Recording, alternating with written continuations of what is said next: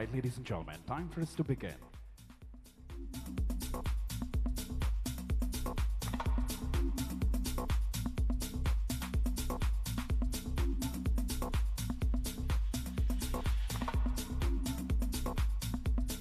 Well, ladies and gentlemen, and my dear friends, happy morning, everyone. Thank you so much for joining us for Global Investor Meet.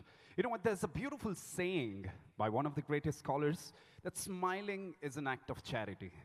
And the man you see here is really poor, running short of the smile. So donate a lot of charity. Have that smiles on your face, ladies and gentlemen. And also, a round of applause brings in a lot of positiveness in the entire hall. Can I request you all to put your hands together and give a big round of applause to all of us. Thank you so much. What a pleasure to have you all here. To all the delegates, ladies and gentlemen, my name is Asif Beg, and I'm going to be the host for the entire day in Hall A today. I'm privileged to have you all here. So for the ones who's come from different part of the countries, सबको हमारा नमस्कार, स्वागत है, and the delegates who's come from different part of the world, generally there's a saying in India that the guests are nothing less than gods. So we welcome all the delegates from the foreign countries, all the Indians. Please put your hands together. Give a warm welcome to all our foreign delegates. बहुत बहुत धन्यवाद. And since it is Global Investors Meet in West Karnataka, ಕರ್ನಾಟಕದಲ್ಲಿ ಯಾರಾದರೂ ಕನ್ನಡ ಮಾತಾಡೋರು ಇದ್ದರೆ ಚಪ್ಪಾಳೆ ತಟ್ಟಿ ಗೊತ್ತಾಗಲಿ. So nevertheless, ಚಪ್ಪಾಳೆ ತಟ್ಟಿ ಹಂಗೆ ಕೈ ಎತ್ಬಿಟ್ರೆ ಸಾಕಾ? Nevertheless, ladies and gentlemen, since we have people from different parts of the country and the world, we'll stick to English. What a pleasure to have you all here. With that smiles on your faces, ladies and gentlemen, it's time for us to start off with Invest Karnataka 2025, the Global Investors Meet, where we are reimagining growth. We've set the ball rolling in such a way here in Karnataka that we probably reached a kind of epitome, and now we are trying to reimagine how we could take it to the next level. We've got the stalwarts from various parts of the world joined us. Ladies and gentlemen, starting off with the first session is AI, cybersecurity, and government, building digital resilience in uncertain world. This is programmed by Economist Impact. Ladies and gentlemen, we have a moderator who's going to join us on stage for this session. A moderator is an editor at large at The Economist, which he joined in 1995. Since then, he's worked as Southeast Asia Bureau Chief based in Bangkok, South Asia Bureau Chief in Delhi, and for 6 years as Chief Asia Correspondent and author of the Banyan Column on Asia, based in Singapore. He has edited the Finance, Asia, and International sections and worked as a digital editor. He has written special reports on a wide range of subjects, including dementia, financial inclusion, water, Hong Kong, India, and China, Indian businesses, Indonesia, and Pakistan. He had previously spent 9 years with BBC as analyst on East Asian affairs based in London. And as a correspondent in Beijing and Hong Kong, he wrote extensively for Guardian and many other outlets. In an earlier career, he's worked in London and Singapore as an investment banker. The speaker joining us on stage, who will be introduced by our moderator, was educated at Trinity College, Cambridge, Beijing Languages Institute, Nanjing University, and the Fletcher School in Boston. Ladies and gentlemen, please put your hands together for our moderator from The Economist, Mr. Simon Long. Let's give a big round of applause to Mr. Simon Long. And let the round of applause be really long. Come on, goes with the name. Thank you so much for joining us, Simon. Pleasure to have you here. And the stage is all yours. Thank you so much, Asif, and what a fulsome introduction. I feel rather embarrassed, but good morning from me, everybody, and welcome to Future Proof, Innovate for Impact 2025, sponsored by the Government of Karnataka.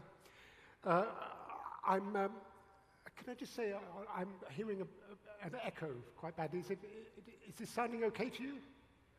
Yeah, okay, fine.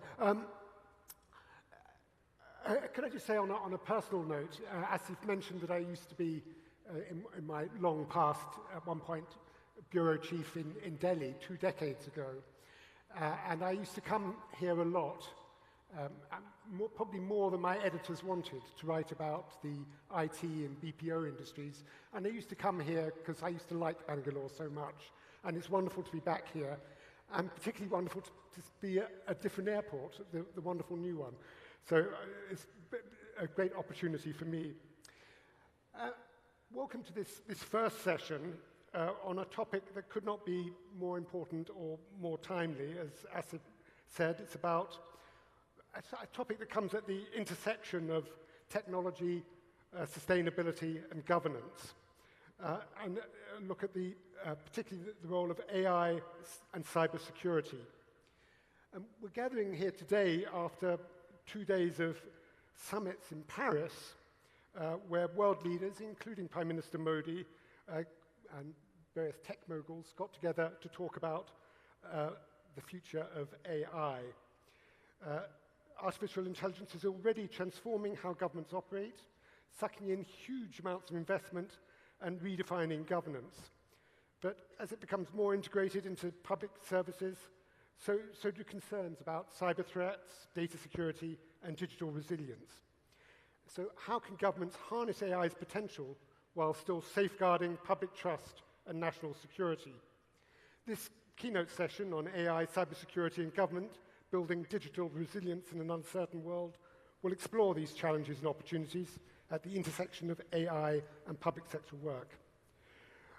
We'll hear from a leader who's been at the forefront of government digital transformation and cybersecurity strategy. And I'm afraid I'm not equipped, as Asif was, to give such a comprehensive biography of Anne Duncan. But let me say she has spent a career in the private sector, in technology companies, and in government, culminating as until an event 3 years ago, an event that 3 weeks ago, that got some coverage around the world when she left the Department of Environment, where she was Chief Information Officer. Anne, please join me. Thank you very much.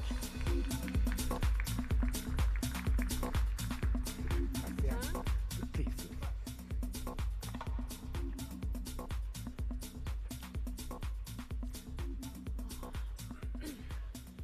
So, quite dazzling, isn't it? It is. It's very bright. And I mentioned that summit in Paris. And it just seemed to me that AI is very much front of mind for a lot of people at the moment. And it occurred to me that there's been a shift in attitudes as these AI summits have progressed. I remember 2 years ago, I think it was, Rishi Sunak hosted one in Britain where the focus was all about safety, the dangers of AI and how we could protect against them. And this time, those are still concerns, but it seems to me that the focus is much more on opportunities. I mean, do you share that perception of the shift? And if so, what explains it? It's amazing, and you're right. There's a little echo up here, so it'll be interesting for us to hear each other, Yeah. even though everyone can hear us great. So yes, there's a shift in public policy. The world has not suddenly shifted on its axis in 2 days or 3 weeks. Certainly, some of the world leadership has shifted, and that has changed some perceptions. So I think it's still very true that AI has both risk and opportunity, and that did not change just because we have a new administration in the United States or someone else's new administration. So we very much need to be concerned about things like deepfakes and the risks associated with being unsure of what the truth is. And I think we need to double down on tools and technologies that are going to help us continue to know or go back to being able to know what truth is. So we've got to keep that balance, right? There is a real value, a real opportunity to AI. There are some ways in which it's a little overhyped, I think, at the moment, which we could certainly talk about some more. But there definitely are risks, and those risks didn't just disappear just because the dialogue's changed. But looking at your experience in government, and the DOE has, you were telling me, enormous computing power. I mean, how is AI affecting your work, as it were, day to day? Yeah, so I think AI has a profound effect in everybody's work. In the DOE, so DOE does a number of things, and I won't go into the great detail, but I'll say DOE does 4 major things: nuclear security and nuclear nonproliferation, energy policy, runs the energy grid in 36 states, and then does research. And those 17 national labs where DOE does research are the first place where AI impacts DOE and the government. So it impacts our research agenda. We have DOE has the 3 fastest supercomputers in the world. And so there's a lot of AI research done on those computers, as well as AI computation done. So it's AI for the sake of developing AI, as well as AI to enable other research missions. So when you look at DOE, there's that research side, which I'll dig into in a second. And then there's how does AI impact government more broadly in terms of doing our day-to-day work. And just like any other industry, the governments of the world will change the way they work as they implement AI tools. For example, very simple things like developing an AI chatbot that is very focused on helping people understand how to do contracting with the government, or a tool we developed to help people understand how to permit and get more energy on the grid more quickly to get through the complexities of permitting and to help them not only understand it but to complete that process. So from the government side of efficiency and effectiveness, that stuff is going to be, AI is going to be applied there. But it's also deeply applicable to the research agenda in DOE's national labs and advancing our research in many areas. And I mean, in what ways can it help research? I mean, what sorts of research was it doing? So DOE 17 national labs are considered the engine of innovation for the U.S. or the world. They do research in everything from fundamental physics to applied research, everything from national security to open science. And so the way that AI, and so there's no longer such a thing as bench science that's isolated from computation. All research is computational, and research is done there's computation impacts research in a couple ways.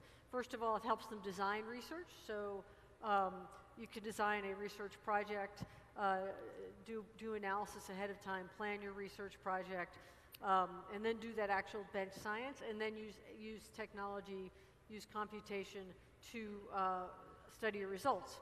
So when we look at that research, AI helps us with both the planning and the analysis. So examples are fusion, right? DOE is doing research in nuclear fusion. There's actually 2 solutions that DOE researches, because that tends to be how they do research, is to look at multiple ways of solving a problem.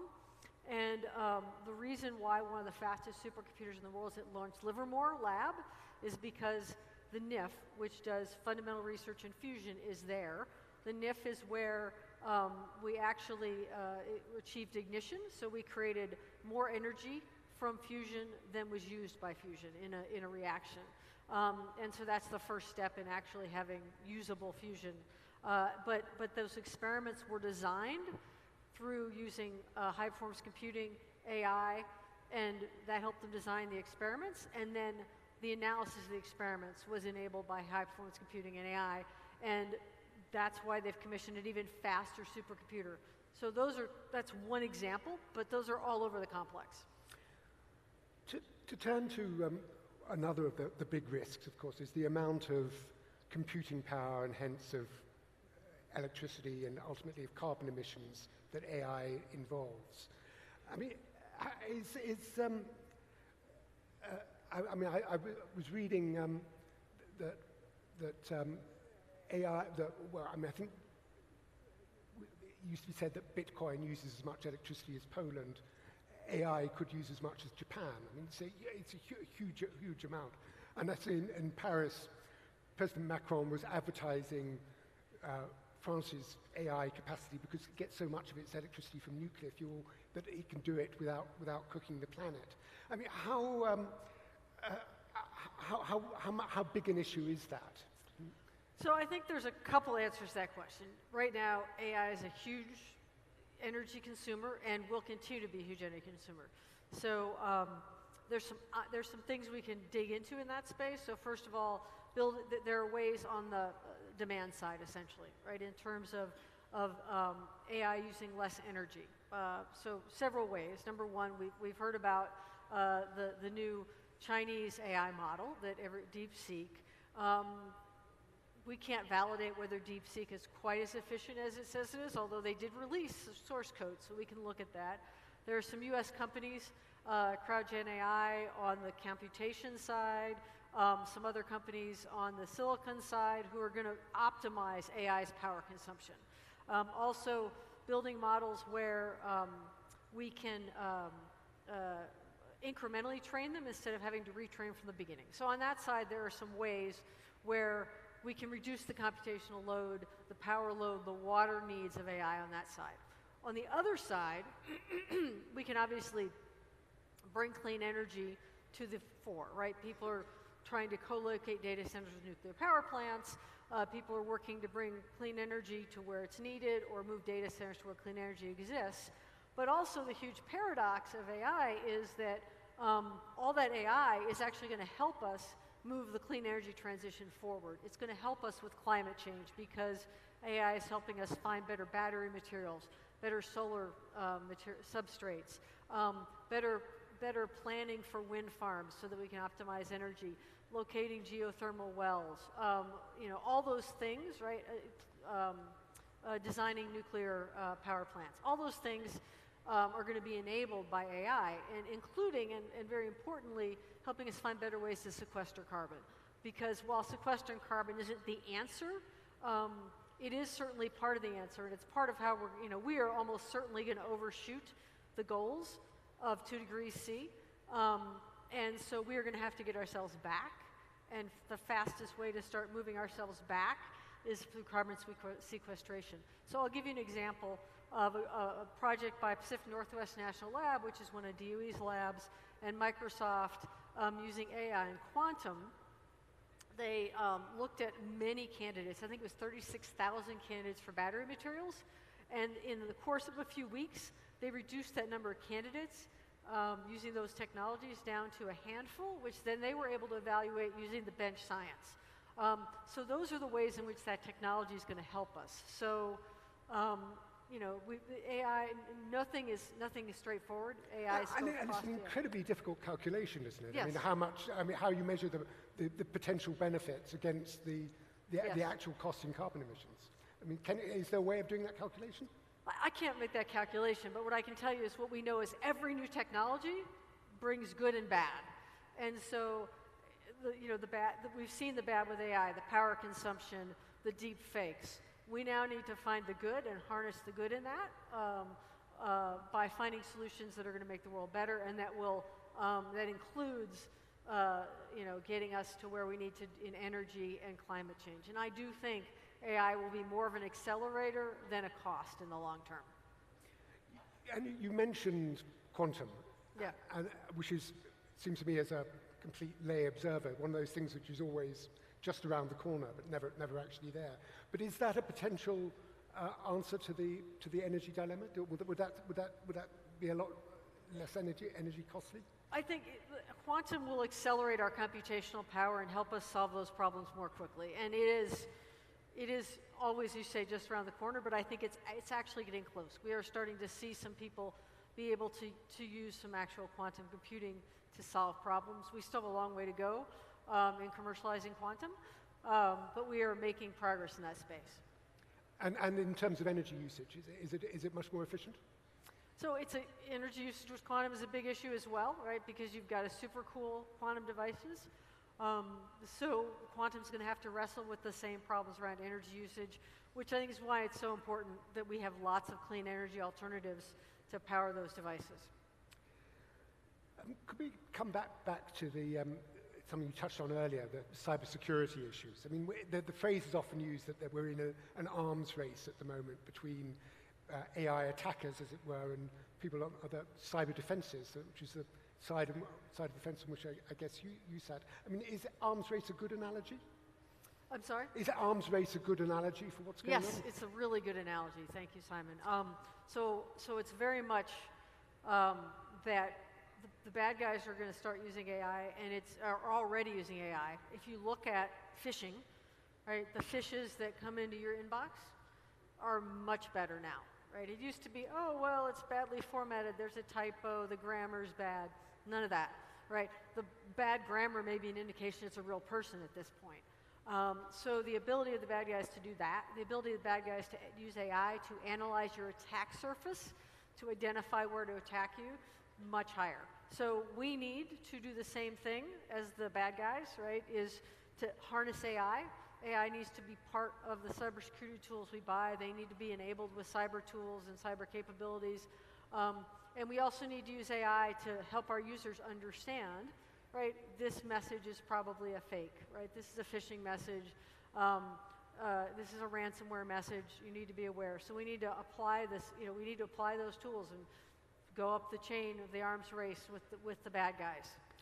And again, coming back to quantum, where does that fit into this arms race? Will that I guess both sides, it will improve their capabilities. Right, I think that the thing to be aware of with quantum, right, is I'm not going to have a quantum computer in my office, and you aren't either, but there's going to be cloud services for quantum. So it's not just going to be the nation states, and remember, we have nation states that want to get into our systems.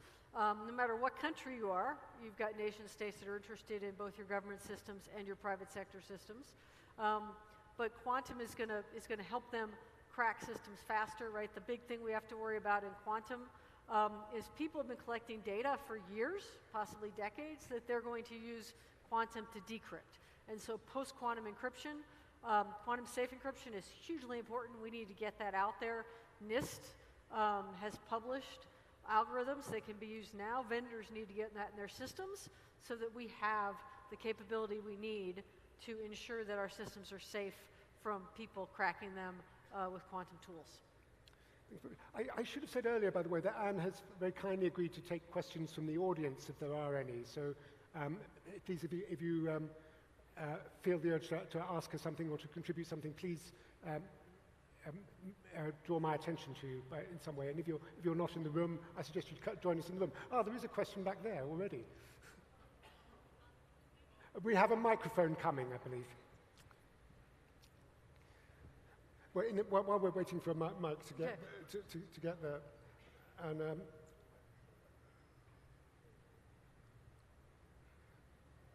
I was going to ask you, coming back to the role of government, the perception is, I think, that governments in general have been very slow to adopt AI. Do you think that's fair?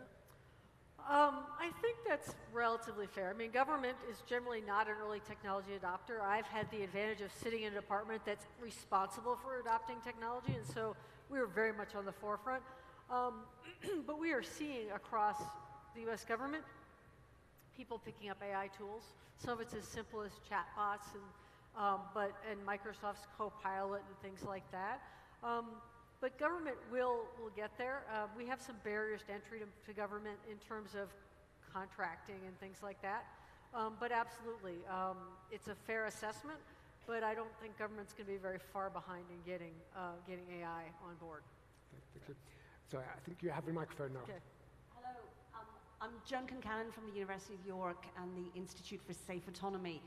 We're really interested, and I'm interested in your view about whether there should be different twin-track approaches to the safety assurance of conventional AI, which, if you look at many of the governments who are adopting AI and thinking about government systems, relative to safety on frontier AI, and whether there are intergovernmental cooperations that need to happen to think about that safety assurance in a completely different way for conventional AI. It's something that we're really interested in York. So I think, Simon, you were talking about Paris, right? And the Paris Agreement that the US and the UK did not sign on to earlier this week. So we are in an era of uncertain government cooperation at this point. Generally in the past, the US has been at the forefront of government cooperation. That may pause for a little while. But we do need governments around the world, regardless of whether the US or even the UK is playing, to get together and cooperate. I am sure, well, maybe not sure, I think it's still likely that on the national security side, that will continue. The Five Eyes will continue their cooperation, will continue the broader NATO cooperation. But I think that there's risk right now that we will not cooperate enough in helping secure ourselves against AI because, our collective defense, as we say in NATO, is critical for all of our defense. None of us can do this alone. We need to be a team together. So I didn't catch that last bit. Could you say that again? I said none of us can do this alone. Our collective defense, which of course is how NATO talks about defending together, is critical. Right. Are there any more questions out there? Yes, we have one in the second row. I have simple question that over dependency on the AI may diminish the human natural intelligence, may cause the deterioration of the natural emotions, natural intelligence. Where should be the boundaries? Where we should the demarcation line that over dependency should be prohibited on the AI? Okay, What do you think? so let me see if I understood your question. You're asking sort of how far should AI be allowed to go? Yes. Okay. Well, I think the question is probably more right now about what AI is capable of. I mean, I think the concept of artificial general intelligence, the AI we're using now, the generative AI, is not taking us to artificial general intelligence, right? There's nothing about these mathematical models that are truly intelligent, and in fact, they're probabilistic. So I think the risk is of the perception that AI is real, right? You see people interacting with AI and thinking this chatbot somehow is real, and you hear horrible stories about people getting emotionally tied to these models. So I think there's an interesting discussion about whether governments, speaking of governments cooperating, should be trying to intervene and try and put some controls on those models. I don't know how you would, but certainly we need some education for people when they're interacting with models, that these are not human. They are not actually displaying emotions. This is not your best friend, your life partner. This is a model. Because it has no thoughts or emotions of its own, and any perception is just false. But, I mean, some fears are much more apocalyptic than that, aren't they? And which you hear less of nowadays, the idea that AI will take over the world and destroy us because we're a waste of space. Well, I mean, we talked about the singularity, right? And all these books about the singularity. There might be an AI out there that someday could get there, but what we're using now is not, there's no intelligence there. It's not going to suddenly become sentient. I mean, you see it evolving and learning from its inputs, but it's simply gathering data and operating a mathematical model. So I think we're far away from the Terminator at this point. They give a pretty good impression of intelligence, don't they? They do, and that's the problem, right, is that people interact with these models and they feel real. Yeah. They're not going to take over the world, but they can cause people to do things that are bad. So, yeah. Thank you. And there's a question back here. Yes. Please. What kind of governance models the countries must adopt in the cryptocurrency era? Because so many countries declared it as a legal tender, some countries coming forward, and every country started launching their own central bank digital currency. Under such circumstances, what kind of governance model should be adopted by the reserve banks or the governments? Thank you. Oh, cryptocurrency, fun. So, I think for the most part, cryptocurrency has been a solution looking for a problem and a way for the bad guys to do business off the grid. There are a few occasions, I think, where cryptocurrency has added value, right? Countries that don't have stable currencies have been able to get some value out of cryptocurrency. So, if I were a central banker, I would not be very interested in cryptocurrency. I think that would be more of an enforcement issue. But we're getting a little out of my core area. I don't know if you have any thoughts, Simon. I'm with you, Anne. I'm deeply skeptical. Yep, me too. Countries used to control the monetary policy. Now the cryptocurrency has changed that dictum. Then how to cope with that? That's what I'm expecting as answer. I don't think we're at the point where monetary policy is going to be dictated by cryptocurrency in most of the world. I just think that the Federal Reserve of the U.S., which is still the nation's reserve bank, is not going to suddenly engage in cryptocurrency trading or use that as part of its monetary policy. But we shall see, because there's a lot of influence from someone in the U.S. government right now who thinks Dogecoin is really cool. So we'll see. Yeah, I agree. I mean, I think the development of central bank digital currencies is quite exciting in lots of ways, but it will have to become part of overall monetary policy. You're right, and it will require an entirely new sort of monetary policy, where just setting the basic interest rate is going to be far from enough. And I don't think anybody is quite clear how that is going to be worked or how it's going to be regulated. And of course, at the moment, we have a new administration in the United States that is all for deregulating the whole thing, basically. So I agree, it's potentially quite alarming. Is there any other question out there? Yes. Good morning, ma'am. Good morning, sir. Ma'am, you just mentioned that AI training of the model is basically used by data collection across different platforms. So my question in terms of cybersecurity is, every country has a different privacy policy for all its citizens. And certain privacy policies of different nations restrict the amount of data that can be collected, including personal information of all its citizens. So when this is the situation, when we are talking about how the future world can be empowered with AI and how security in the cyberspace can be achieved through AI, is it not wise to think that, yes, the different privacy policies across nations and continents will prove as a major roadblock for incorporating AI in cybersecurity? Yeah, it's really interesting. I actually had a conversation about this topic at Davos a couple weeks ago. So privacy policies certainly have the ability to sort of wall off data in various countries. And I'm of the opinion, because of my background in security, that's a good thing. Now, there are people who really want all that data sharing running around the world. I think that what we need to be doing is giving consumers control of their data.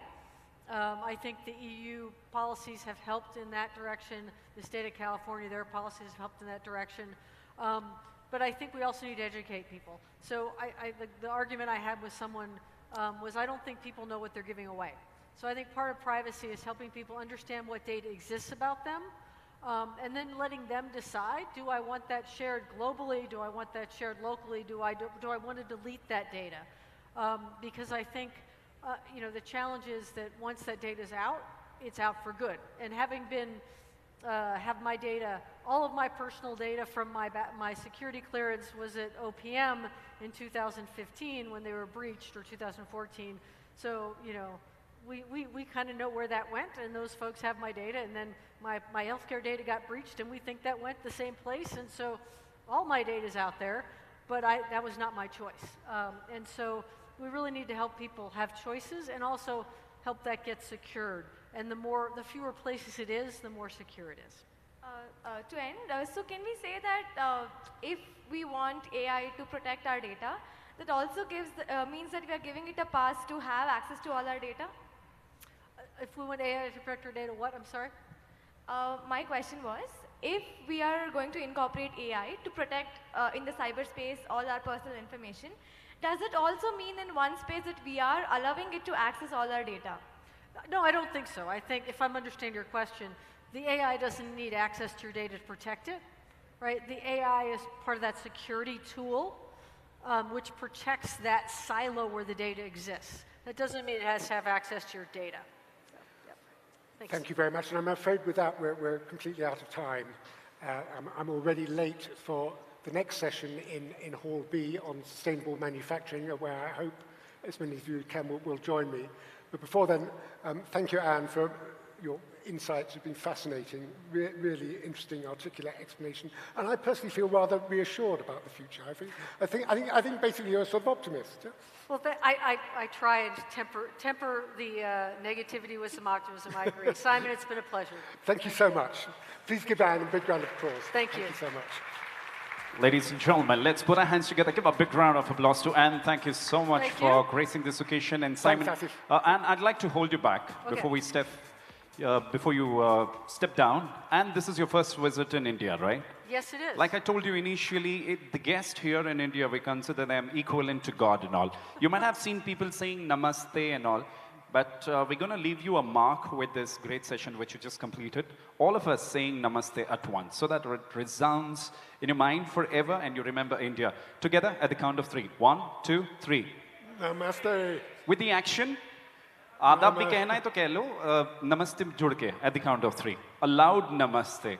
And should never forget that in lifetime. And Simon, you've been in India for really long. In spite of that, you might have not heard this kind of namaste at once. Not at once, no. Together, at once. Let's leave an impact. 1, 2, 3, and go. Thank you. Thank you so much for joining us. And thank you so much, Simon. Request you to kindly take your seats. Well, ladies and gentlemen, that is Simon and Anne with a wonderful session. Now, moving on to our next interesting session by the stalwarts. I'm a fan of. Ladies and gentlemen, we have 2 speakers joining us. The speaker joining us is one who's deeply involved in the startup world, is a founding partner of US venture capital firm Axel Partners in India, completed his master's in computer science at University of Delaware, USA, and moved back to India to make sure he empowers a lot of them. His first startup, Visual Reality, was one of India's first animation companies. Second startup, Netcraft, and was one of India's first internet-based companies. Since 2004, he's been a key venture capitalist in nurturing Karnataka's and India's startup landscape, a pioneer in venture capital world.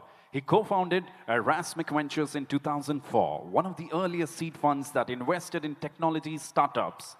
At Axel, his primary focus is on digital-first consumer brands such as Book My Show, Freshworks, Swiggy, an urban company, B2B, agri-tech, and SaaS. He has led investments in 30 Indian technology startups and is a board member in 16 companies. Ladies and gentlemen, please put your hands together for our first speaker for this session, the new India Playbook Entrepreneurship and the Digital Revolution, Shri Prashant Prakash, founding partner, Axel Partners. Let's give a big round of applause to him. So thank you so much for joining us. Pleasure to have you here. Request you to kindly take your seats. And in the meanwhile, ladies and gentlemen, let me introduce you to another interesting speaker who's going to join us on stage. I'm a fan of his for the way he talks, because I'm in the profession of talking, and this person has a willpower, and here's nobody, sirf sachai ki sunte hain. Ladies and gentlemen, talking about the founder and the editor-in-chief of The Print, a dynamic news media startup and a senior primetime anchor at NDTV. Previously, he served as editor-in-chief of the Indian Express, where he led a team of award-winning journalists during his 19-year tenure. He also held editorial roles at the India Today. He currently hosts Off the Cuff and Walk the Talk on NDTV, engaging in insightful discussions with prominent personalities. His leadership and journalism have made significant impacts on Indian media landscape. Ladies and gentlemen, I'm talking about Editor-in-Chief The Print. Please put your hands together for Shri Shekhar Gupta. Zordar taliyon se swagat kiya jaye.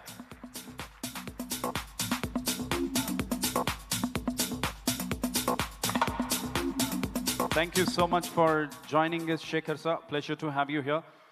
So there we go, ladies and gentlemen. We're going to have an interesting, interactive session in between 2 stalwarts up here on stage. Once more, please put your hands together. Give a big round of applause to all of them. Shekhar, your mic.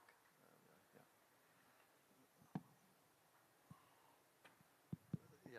So, Shekhar, it's not very often that I get to talk to entrepreneurs your age. So a lot of the entrepreneurs I interact and work with are slightly younger.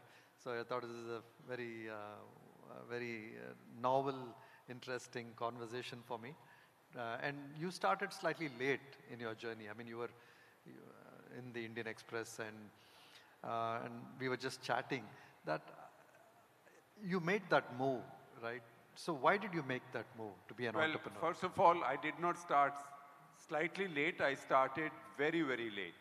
I started at a time when people in the government retire. Of course, under Modi government, nobody who's liked by Modi government retires. They carry on being one thing or the other, but usually 60 is the age to retire. So the print came up at the age of 60. 60? 60. Wow, yeah, So, okay. so I had grave doubts whether I should start something that too this late in life. I thought startups happen in their 20s.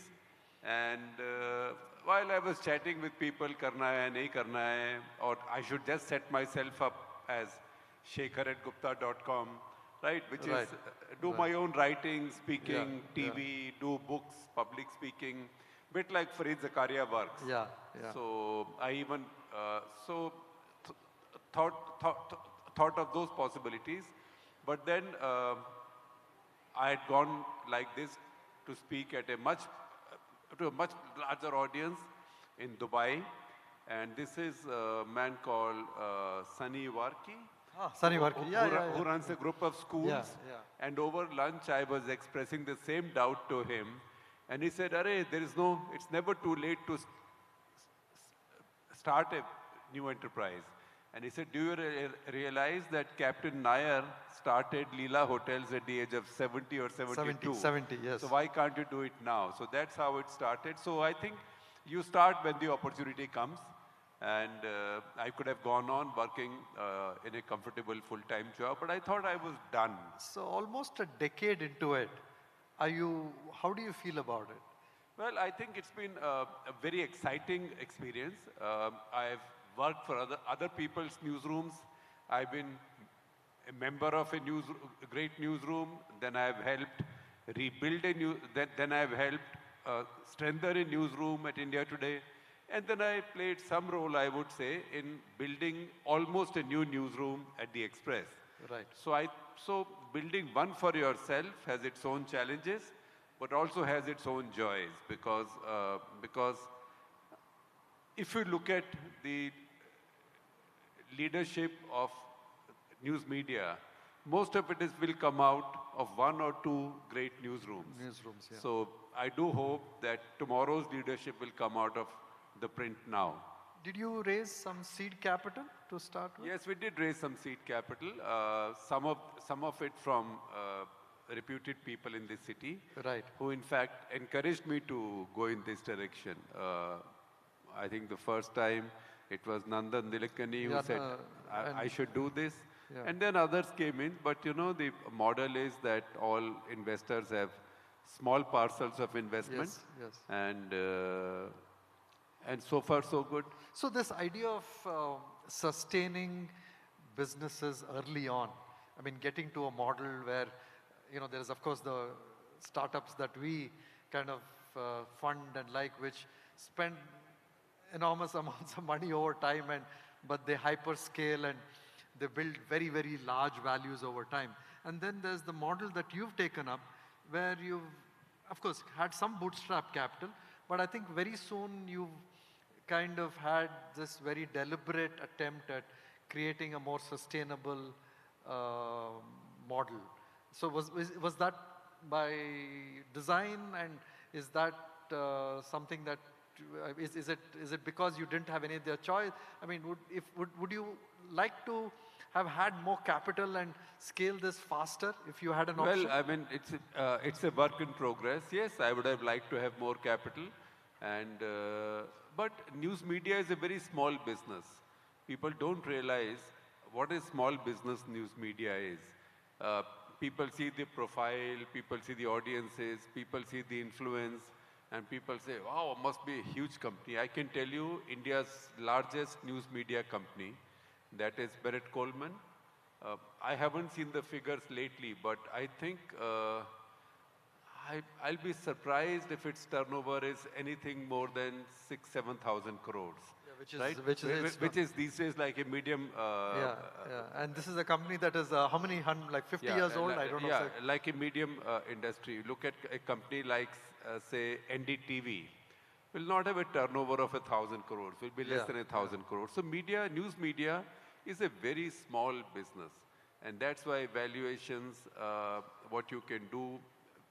But at the same time, it's a resource-consuming business. Right. So daily newspapers have a clear consumable, which is newsprint.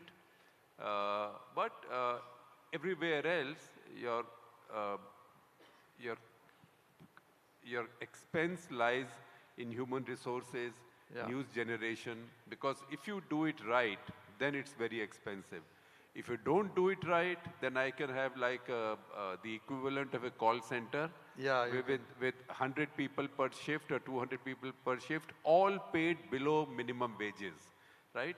That is how a lot of the digital media is run now. So 200 people, 300 people, 500 people on a shift in 3 halls being paid 10,000 rupees a month or 12,000, that's 12,000 rupees a month. That's way below minimum wages now. But these are given, young people given contracts. There are really, I shouldn't say low quality, but mass producing journalism school coming up in so many Mufassil universities. You'll find any university in district towns also has a journalism course, has 300 students, 400 students. What do these students do? So they get hired by these media organizations who have this 24/7 operations producing 10,000 stories a day, 12,000 stories a day. And how are those stories produced? There's TV running, a little something, Kareena Kapoor slipped somewhere. So they'll say Kareena Kapoor slipped, her chaddi was showing, right? So it just has to be a 300-word, 200-word story, but you just keep on boom, boom, boom, boom, boom, boom. And Google, being Google, it just keeps picking up the keyword business. So and this has been a challenge, right? This whole algorithm business is actually something that has, I mean, over a period of time, it has led to degrading. Because algorithm does not incentivize quality. Algorithm disincentivize quality. Because quality also takes time. Somebody does a story, the story gets checked for facts. Then some editor says, but boss, you haven't taken the other side. Usko pucho, the other side is not available today, the story will come the next day. So Google does not reward journalism. But digital journalism is still pretty much at the mercy of Google. So more money could have been burned, but I think the first thing was to build a brand. And I'd like to believe that the brand is built. Yes. I've also had the belief that once you build a brand, market will find a way of paying you for it. But then... but it's a slow journey. Building any brand is a decade-long journey. It's a very patient journey, and once one mistake can ruin it, right? You've just seen, I mean, so many big brands get ruined by one mistake, particularly in news media, because your audience, in news media, your audience is public opinion. In news media, it's not like a soap, right? Your audience is so many people who consume that soap in their washing machines. So all soaps are the same, right? News media, every member of the audience has a judgment on what you're doing. But I built a certain relationship with your thought process. Trust. Trust is the most important element in a news media brand. Once you have trust, first of all, you can then, that's a platform, you can move on from it. And second, you have to wrap it in cotton wool and protect it. Because if you lose trust, then it becomes very, then you can set up an entertainment channel, you might do better. So, in terms of consuming capital, yes, we could have done with more capital. But at this point, if you ask me, this is Bangalore, if you ask me at this point, what I need is not so much the capital, I need revenues. Because capital, there are enough people with good heart who will bring more capital. But revenues will make it sustainable. So we need a combination of capital and revenues. Because capital, because you need to get a little bit more distribution and scale, I guess, so that the right people, find your media useful from a monetization perspective. Yes, right? also in India, we are a little bit behind the curve in getting audiences to pay for their journalism because the psychology is that if I can get it for free, why should I pay for it? That's the reason we haven't yet got paywalled. Because I say, if you say paywalled, that either pay for it or don't read, people will say, I see something else, or I'll find a way of breaking the paywall. Everybody breaks the paywall in India. So I said, let's be honest and say we are not paywalled. We leave it to your sense of self-respect.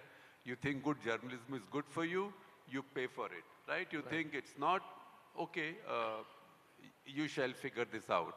So I think India is about 3 years ahead, 3 years behind this curve till people start paying for good journalism. Because too much is available for free right now.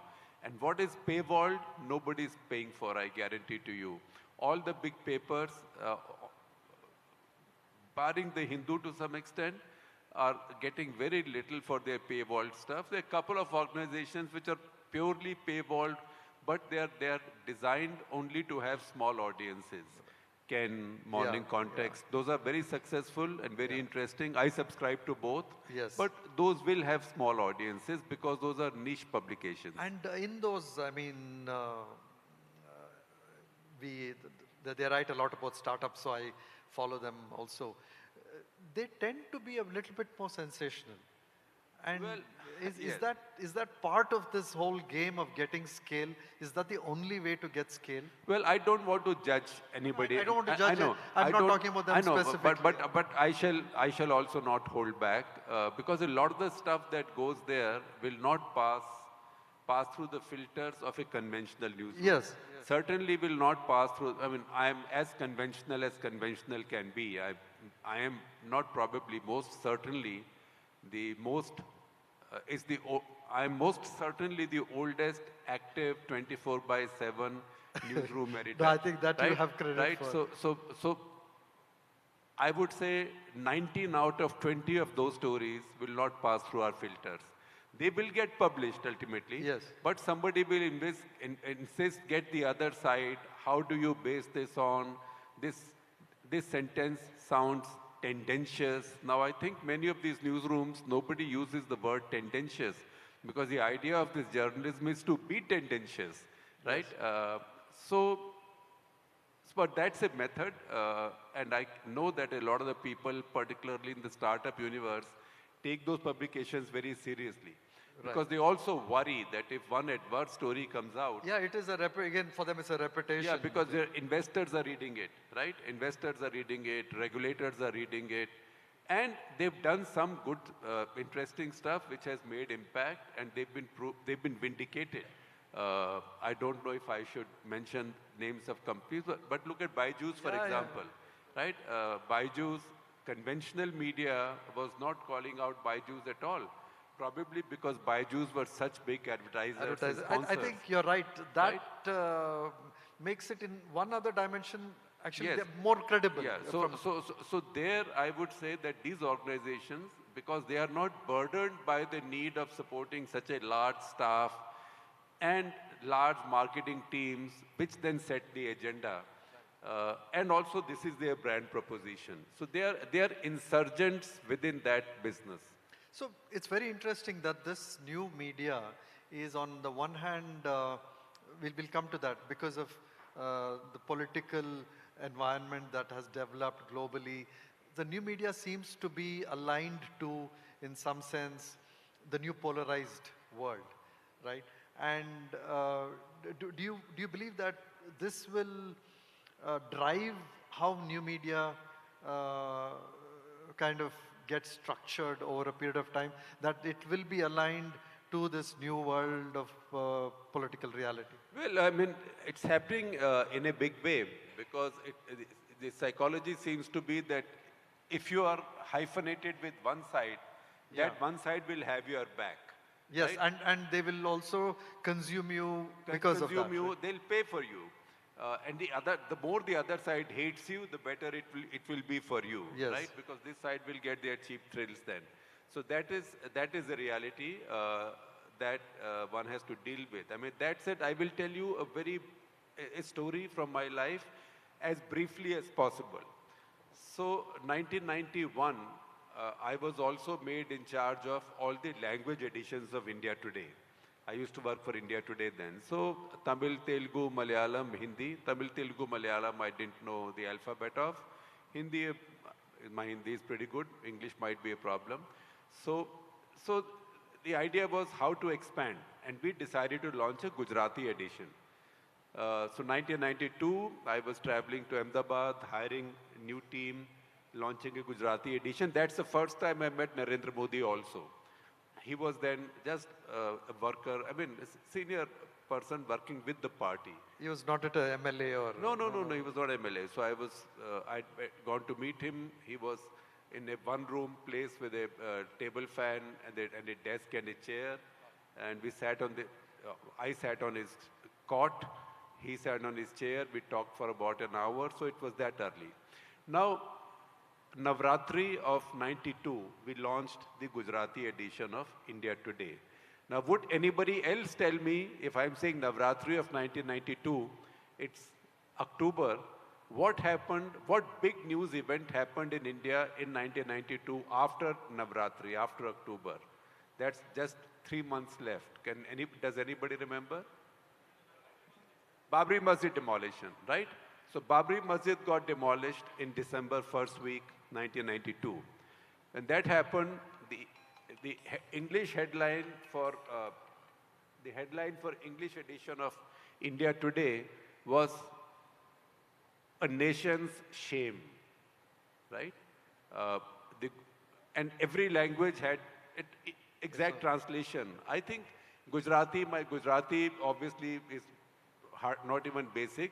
It is something like "Deshnu Mathanu Kalank," ke Desh ke mathe par kalank, a blot on the forehead of the nation. When that headline was chosen and the first proofs came out, our marketing head at that point, Deepak Shori, who's brother of Arun Shori. Deepak Shori came to Arun Puri and he said, you got to stop these people. They cannot carry these headlines. In any case, he did not want that headline in English also. So we said, why? So he said, okay, you do anything we want in English, Tamil, Telugu, Malayalam, Hindi. But if this goes out in Gujarati, your edition will cease to exist. So he said, Arun Puri also said, I don't change editorial decisions because of what marketing people say. So we went with that headline. We had launched Gujarati India Today with a print order of 25,000 copies in Navratri 1992. Within 3 months, it had reached 75,000 copies. It was India Today at its peak. Then this headline came out saying it's a blot on the forehead of the nation. It was pre-email, pre-Google era. I would every morning get a heap of letters on my desk, a lot of those on postcard. You should be called Musalman today. You should be called Pakistan today. How dare you?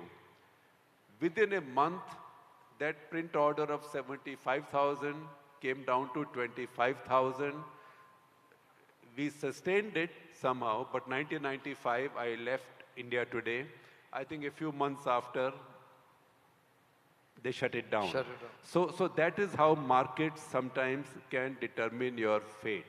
But brave publishers then stand up to it, because Gujarati edition might have shut down, but Arun Puri then said it's not even 1% of my turnover. But I think that the brand by itself got a much bigger credibility and credibility and strength. So this is a very different business from anything else that you do. I mean, these are also very, very different from startups you invest in. Plus, it will eat up capital, but not that kind of capital.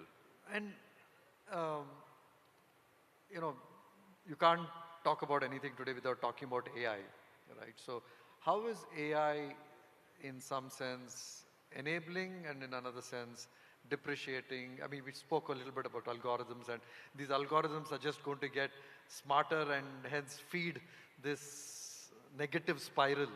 But do you see any positive ways in which you are thinking of leveraging AI and you have started to leverage AI within your business? Well, positive first. AI can do a lot of things brilliantly. First, we'll not let people write using AI. And just as we have very smart, now there's very smart software to catch plagiarism. We can catch even one sentence of plagiarism, and nothing is published until it's gone through a plagiarism filter. Similarly, filters are now available for AI. So people send you nice columns. They look all right and quite clean, but once you put them through AI check, You know that it's... so we don't run them. If an editorial ethical principle that we've set out is that we don't use AI for editorial content creation, but if we do, we will put in a disclosure. That's what we do with Photoshop also, that we don't use Photoshop for our pictures or visuals, but if we do, then we will make a disclosure.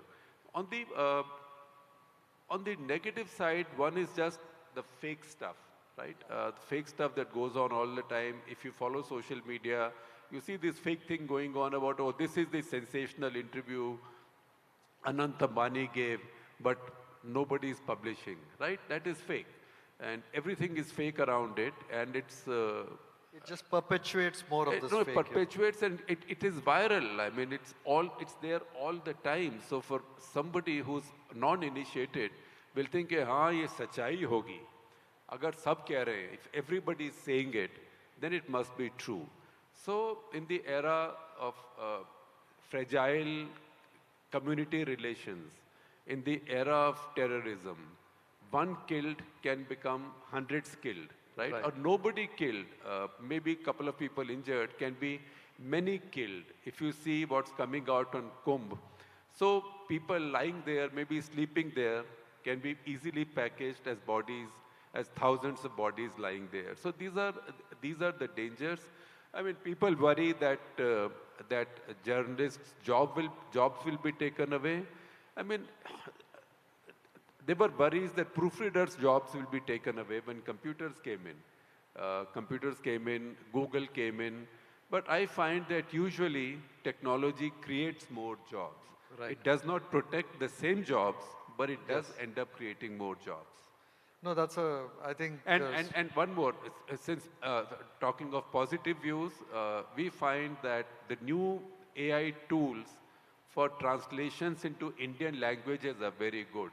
So we have now launched the Marathi and Tamil editions of the print, and we are going to launch Telugu, Gujarati, and Bengali soon.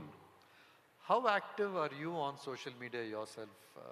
And do you think you can do a little bit more for your brand by being more active, or you think you're doing enough? Well, until summer of 2014, I was not on social media at all. I used to think that it was a distraction and a waste. And I would, in fact, judge people who were spending time on social media, Twitter, etc. It was in the late summer of 2014, that somebody set up a Twitter account for me. In fact, it was a PR person, who's Amit Prabhu.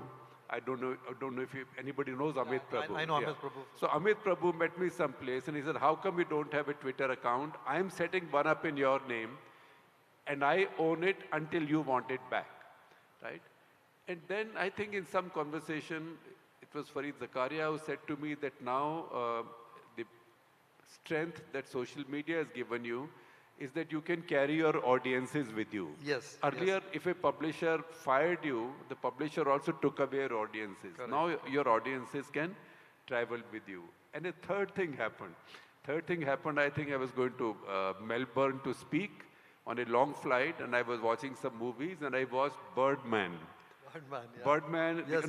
Birdman and his stepdaughter have fights, and she tells him, what do you know about the lives of us young people? You don't even know anything about Facebook, Twitter, and something Instagram wasn't there then.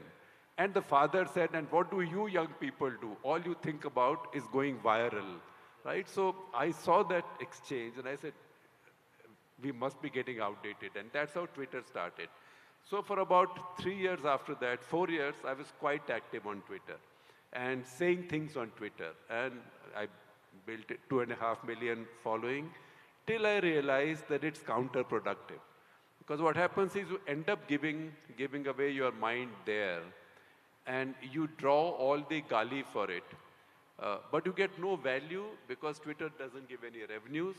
Twitter doesn't give any audiences to your publication. Twitter is great for ego massage, right? statistics, Twitter has never brought even 1% of readership to the print or to any other organization. Got it. So you didn't find... But journalists read Twitter, right? So for them, it's, if I don't share somebody's story, they'll say, oh, you didn't share my story, right? So it's Instagram, I have to learn, because I think Instagram is where young people go now. Yes. And this is a good place to build. I mean, the print has an Instagram handle and I think 7 lakh followers. But I think we have to learn to do a lot more you have there. to get it to a few million, yeah, definitely. Yeah, and I have to learn to use it. So I have a dormant Instagram account, of which and LinkedIn, no, I don't even have. No, LinkedIn is not so relevant, but I think Instagram, Shekhar, I think the currency of Instagram is the immediacy of immediate. Also young audiences. Both. So there's two currencies. So I think it will be good if you can give short, immediate, views, and I don't think this will take away, because I think monetization is pretty decent on monetization is pretty decent on Instagram. Monetization is decent, and also audience transfer is decent. Audience transfer is easy. So that's something you can take away from this. So on Twitter now, I just I don't use AI, but basically our stories, I just pick the headline and somebody sends links to me and I share them. So I have people, my old readers on Twitter, who say, "Sir, क्या सुबह से शाम तक link पेलते हो? कोई अपनी बात भी बोला करो."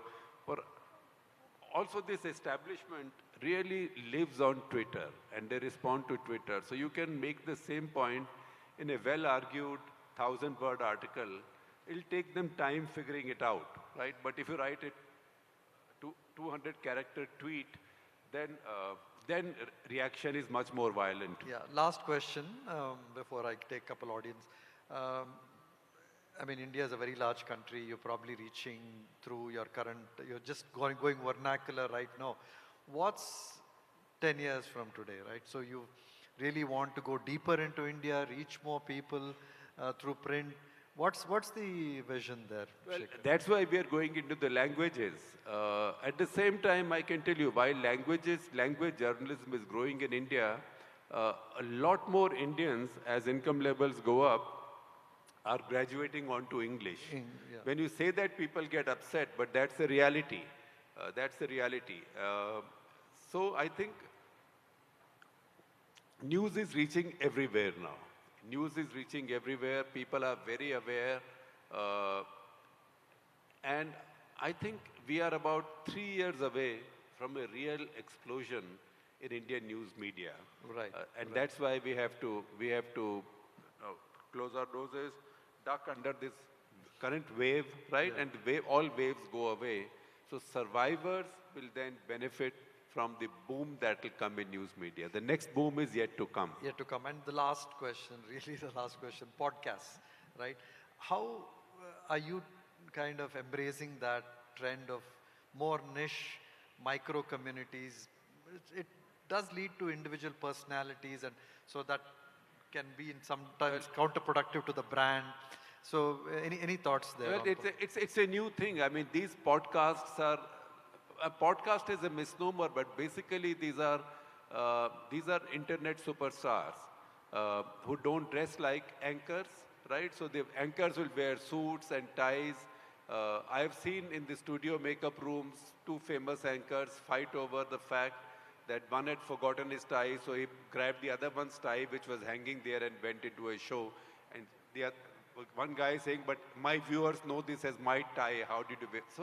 So from that really formal situation, now you have anchors.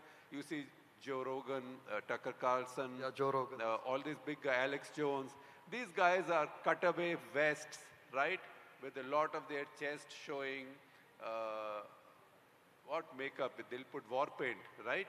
And they use gali, and they don't want to be confused with facts, right? So the first principle is don't confuse me with facts, because I have made up my mind. You made up my mind, you get a guest who the audience wants to hear. And then you ask the questions, and you let the guest then go on without calling out or questioning. I say, "Fantastic, great thing, yes, absolutely, that's what, don't give up. We are all together," like that. So this is this is a little bit of, I don't know what you call it, Roman theater or something. Yeah, but some it's of a reality. But So some of these people are very intelligent and they do they work for several hours. So there is a lot to learn from them. Sure. And for me, the most important thing to learn from them is informality. I mean, Yes. I thought I am informal enough, but I'm too proper, right? So, so you have to learn everywhere. You don't have to do what they are doing. It's a phase. But it's also a phase because politics is so polarized. So if you show me one famous podcaster of the right, I will also show you one famous podcaster of the left. That's why at the print we say that we are neither hyphenated, we are unhyphenated, which means we are not linked to the left, we are not linked to the right. So in my Express newsroom, I had a banner, and I follow that principle, that the left thinks we are right, the right thinks we are left, so we must be doing something right. Thank you. Thank you so much. One last, sorry, we are a little bit delayed. So 2 questions only. Okay, maybe because the person stood up. Sir, thank you so much for giving me opportunity. Your Yeah, 50-minute quick question, quick. 50-word print is excellent. Sir, we are building the next Fitbit of oral health, my startup. How do I leverage people like you for our startup growth and scalability? You can offline, I think that's it. You can talk to me offline. I'll give you my card. You suggest to me what I can do. On this side, Can I ask the here in the question? first row. Just I think you asked me a question, sir. Suggest what I can do to you, right? So thank you so much. I think your insights were very valuable. here, the first, second row, please. Second row, here you can just, the last question. Yeah.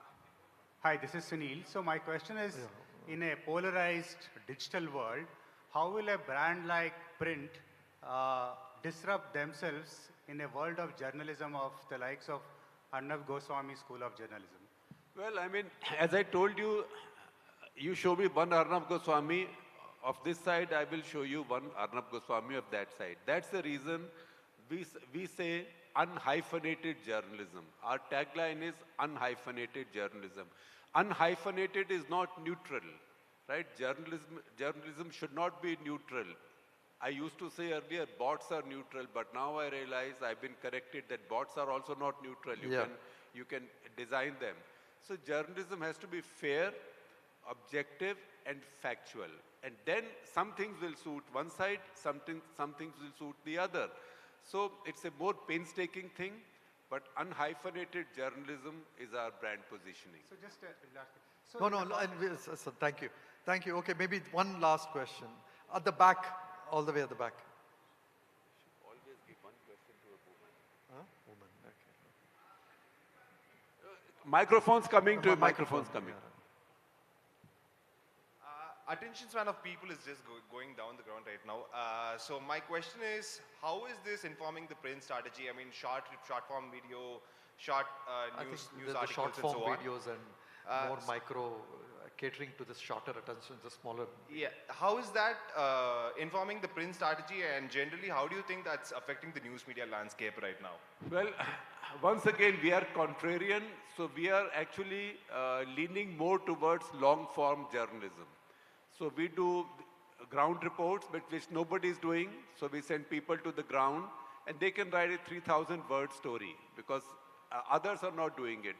As far as short form is concerned, we do some brief stuff, but really we don't have a sweatshop of 500 daily wage paid people who will produce 7,000 stories a day. But we try and do experiments, and one experiment has worked that the gentleman in front mentioned. Our 50-word edit. Because I used to think that newspapers write 500-word editorials. And I know, having been a daily broadsheet editor for almost 20 years and having worked for serious publications and looking at all the data, that not even 1% readers read a newspaper editorial. So I thought, why should somebody take 500 words? Editorial point is a point of view, is an opinion. 500 words. But when people say something in a tweet, it immediately gets traction. So that is when Twitter had doubled its character count to 280. So one late night, I calculated, divided 280 by 6 roughly, And I said, in 50 words, if you can make your point by way of your opinion in 280 characters, you can also make it in 50 words. And that's why we came up with the idea of a 50-word editorial. So 50-word editorial has to state our point of view. We do 3 of those every day. Please check those out. So I would say these are short, but these are deadly serious. Yeah, thank you. One question for a lady in the audience. Any lady has a question? Come on, somebody should. Nobody? Okay, there's a lady there, yeah.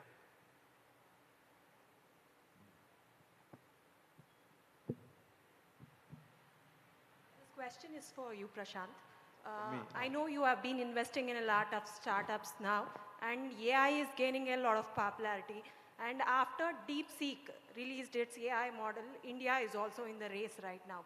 What is that one thing you look for founders who are building AI foundational models right now? See, I don't think we are in any race right now. I think we're yet to get started in a real sense. I think what we really lack is founders who have a deep background in the science and the theory behind AI, right? So AI it's not the application layer. So when you talk about the fundamental models and the language models, I think we don't have a history of either academia or there's other research institutes who have spent decades and years building the background in what it takes to build these fundamental models. So I think we are looking for, maybe there'll be a few people who will collaborate with global researchers and scientists. So we're looking for cross-border teams where there'll be some Indian talent, some global talent, maybe coming together to build something very different from India. Okay, thank you. Thank you so much. This was Shekhar. This was really nice, and it was a pleasure to do this with you. Thank you. Thank you. You were a wonderful audience. So we'll applaud you, and also Prashant, who was so patient with me. Thank you. So for all the fans of The Print, can I request you to put your hands together, give a big round of applause for both the gentlemen. And I was thinking it would be other way around, but it was very impressive that the questions were coming from the person who asked questions throughout his life, probably. It was very interesting. Give a round of applause, ladies and gentlemen. I never expected this standing ovation. Thank you, gentlemen. Thank you, ladies, for all that. We'd like to acknowledge your gracious presence. Request you to kindly stay on stage with us. Give a round of applause, ladies and gentlemen, for Shri Shekhar Gupta ji. So thank you so much for joining us. A round of applause, ladies and gentlemen, for Shri Prashant Prakash. Thank you so much for gracing this occasion, and it's a pleasure to have you here. For a little while, there are a lot of fans who would want to interact with you. Request you to kindly stick around.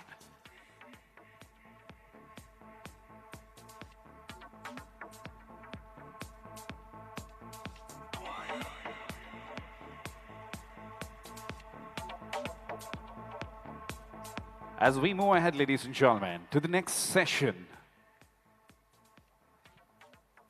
Also coming up by the prominent personalities and going to be very, very interesting. Resilient Pathways, Charting India's Economic Growth Amid Global Challenges. Ladies and gentlemen, we have the moderator for this session, that is Sri Salman Anis Soz. Is an economist, author, and commentator. He is an adjunct professor at the Anwar Kharghosh Diplomatic Academy in Abu Dhabi and a senior consultant at the World Bank, where he spent 25 years working across the world. He has authored books which are recognized by the Financial Times. He holds a degree in economics from St. Stephen's College and Northeastern University and MBA from Yale University. May I request you to please put your hands together for Sri Salman Anis. Let's give a big round of applause to the speaker joining us on stage, please.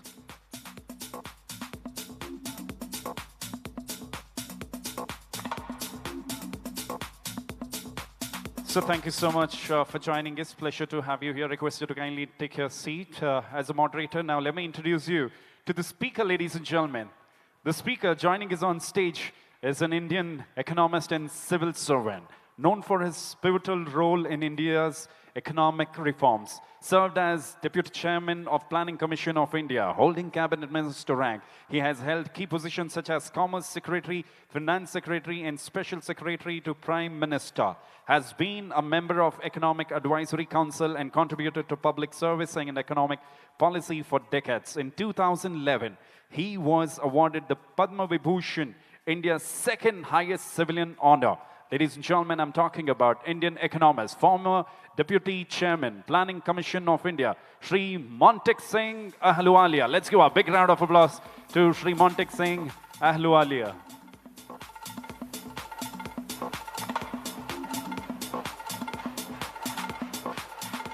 Thank you so much for joining us, sir. Sat Sri Akal. Swagat hai. Request you to kindly take your seats. So, ladies and gentlemen, let's give a big round of applause to our speaker and the moderator. Come on, everyone, put your hands together. Give a round of applause to them. Thank you. It is a hard act to follow when Shekhar Gupta goes off stage for two economists to regale the world, but we will do what we can. So our guest, Dr. Montek Singh Ahluwalia, needs no real introduction. I can just say that in our field, he is equivalent to a rock star. And I welcome him, I welcome all of you. Our topic is obviously the economy, because that's what makes the world go round.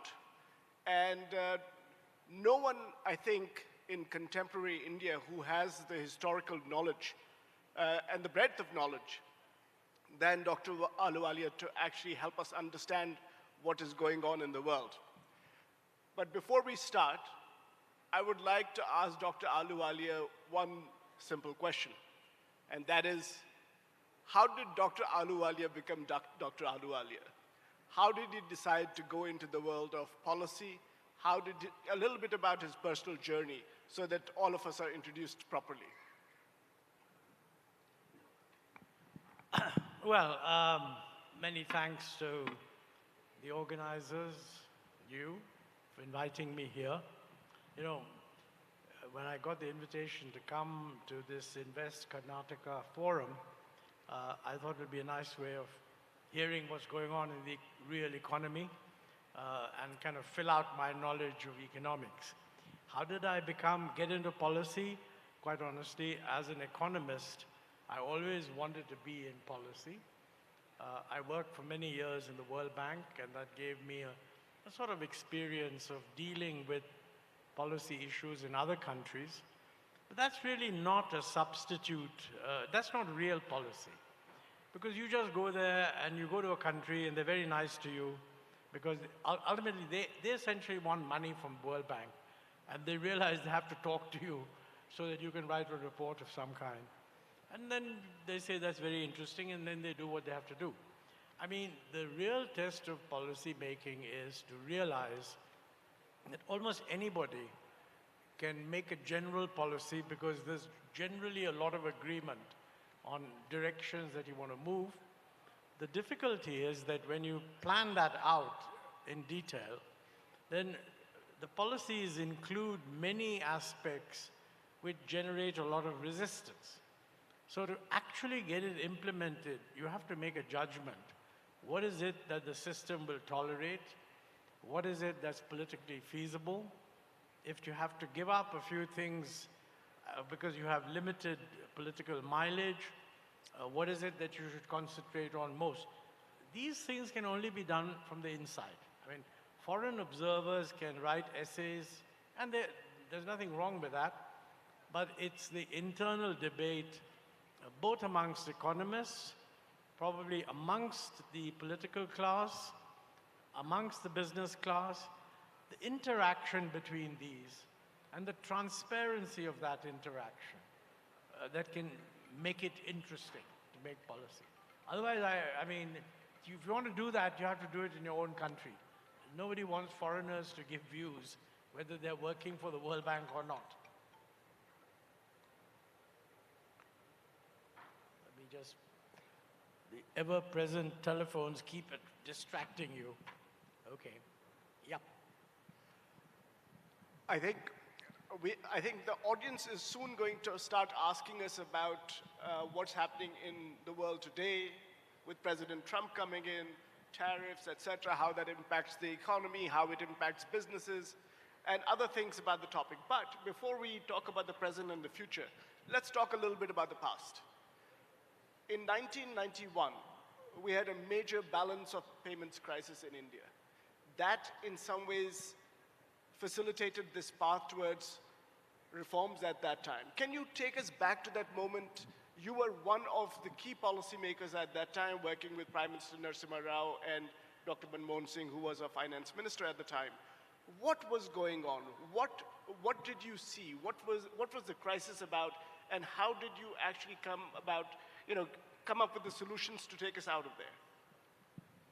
Wow, that's a tough question. I mean, if you ask an 81-year-old, that's my age now, but what they were doing like 30 years ago, even 40 years ago, and you want to do that in what Shekhar Gupta said, 200 words, or not 200 words, 200 characters, very difficult.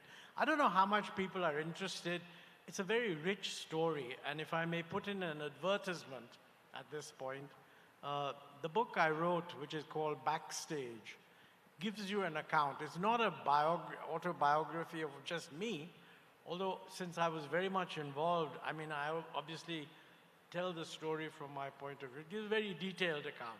So I'm going to just say in 2 sentences or 3, but those of you that are really interested, just read that book.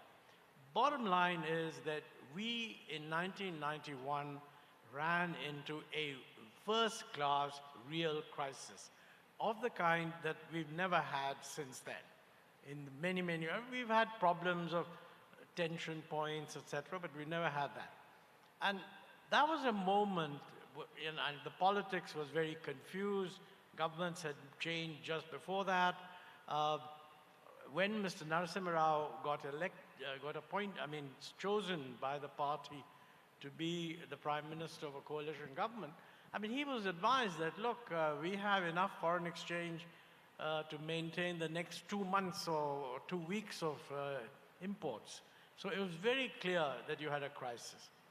I think what you had to do was also very clear. That is, you had to get assistance from organizations like the World Bank and the IMF, because that gives you time to handle the problem. I think the important thing about the crisis was that the government just didn't focus on managing the crisis. They used that as an opportunity to get a whole lot of reforms done. And I think it was possible to do that because there had been a lot of discussion, and I won't go into all that, internally, that we need to change or we don't need to change. There were a lot of different views. I mean, the left was totally opposed to any of this liberalization. The right was kind of in favor of liberalization, but not foreigners coming in and investing. So, it was an interesting feature.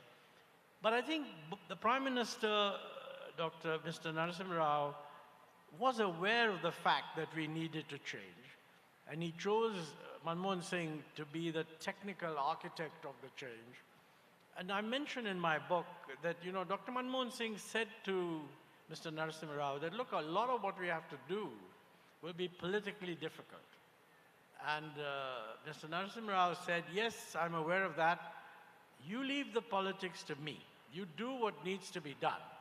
And then he made a very important point. He said, if you succeed, we will share the credit. If you fail, you'll get the blame. And that politicians need some such cover. But the fact is that he backed him. Without his backing, this whole story would have been over very, very quickly. And I think it's worked very well. You could read my book to get my view on all of that. Short answer, read his book. But now, we haven't had, fortunately, such a crisis since that time, although we've had crises of different nature, like the global financial crisis. But would you say that we've not had that level of reforms in our economy? And if so, why not? Now, that's a very good question, because there's no question that in 1991, we were able to unleash both an outline principle of reform, which actually clearly stated one or two things that were a marked departure from the past. And those things were, number one, the idea that the public sector must occupy the commanding heights of the economy, and that the government must control the allocation of resources, especially foreign exchange, and the market would have no role in that. I mean, this was just wrong. And we moved away from that, and I think we did a reasonably good job in demolishing a lot of the stuff that earlier existed, okay? I don't think we had a comparable, there were other things. I mean, if you're going to be private sector led, you have to have a functioning financial system to allocate resources, so there's a whole bunch of financial sector reforms. If you're private sector led and you're pro-foreign investment, which we said you should be, then you've got to have appropriate ways of foreign money coming in. So the Reserve Bank of India's approach to this kind of thing has to be suitably supported. It was also very clear that we needed an inclusive growth process. I mean, there's no way that the country would have tolerated or should tolerate a growth process that didn't reduce the level of poverty, that's one thing, but also a growth process where the benefits of growth are more widely spread. That can be a little complicated because, you know, you can have benefits of growth widely spread by income class, but not widely spread by region. So you can have growing regional inequality, even though the distribution of income just across individuals doesn't change very much.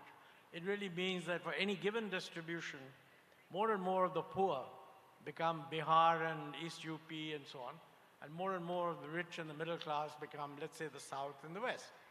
So I think here there are multiple dimensions, and it's extremely difficult for a policymaker to keep all these balls in the air.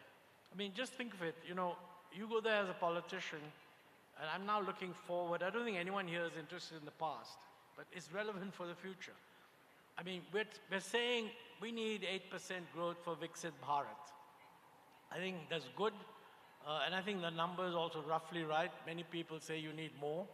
But you know, when a politician goes out and says we need 8% growth, the image that is conjured in the minds of the audience is, wow, that's pretty good. That means I will get 8% growth in whatever I'm doing. That's wrong. In order to get 8% growth, you will have to bring about a structural transformation of the economy. Some sectors will get phased out. Some businesses will get phased out. Some states will have to change what they do in order to benefit from what is now possible. And quite frankly, this is not well understood. If I go back to my own, it's not my home state because I've never lived in there, but let's say Punjab. Now, you know, Punjab's self-image is very much taking great pride in having helped the country at a critical moment, getting food self-sufficiency. But the problem is today, from Punjab's point of view, growing as much rice as it does is not contributing to the country's food security, because enough people can grow rice. It's only destroying the water environment in Punjab itself, but it's not able to change.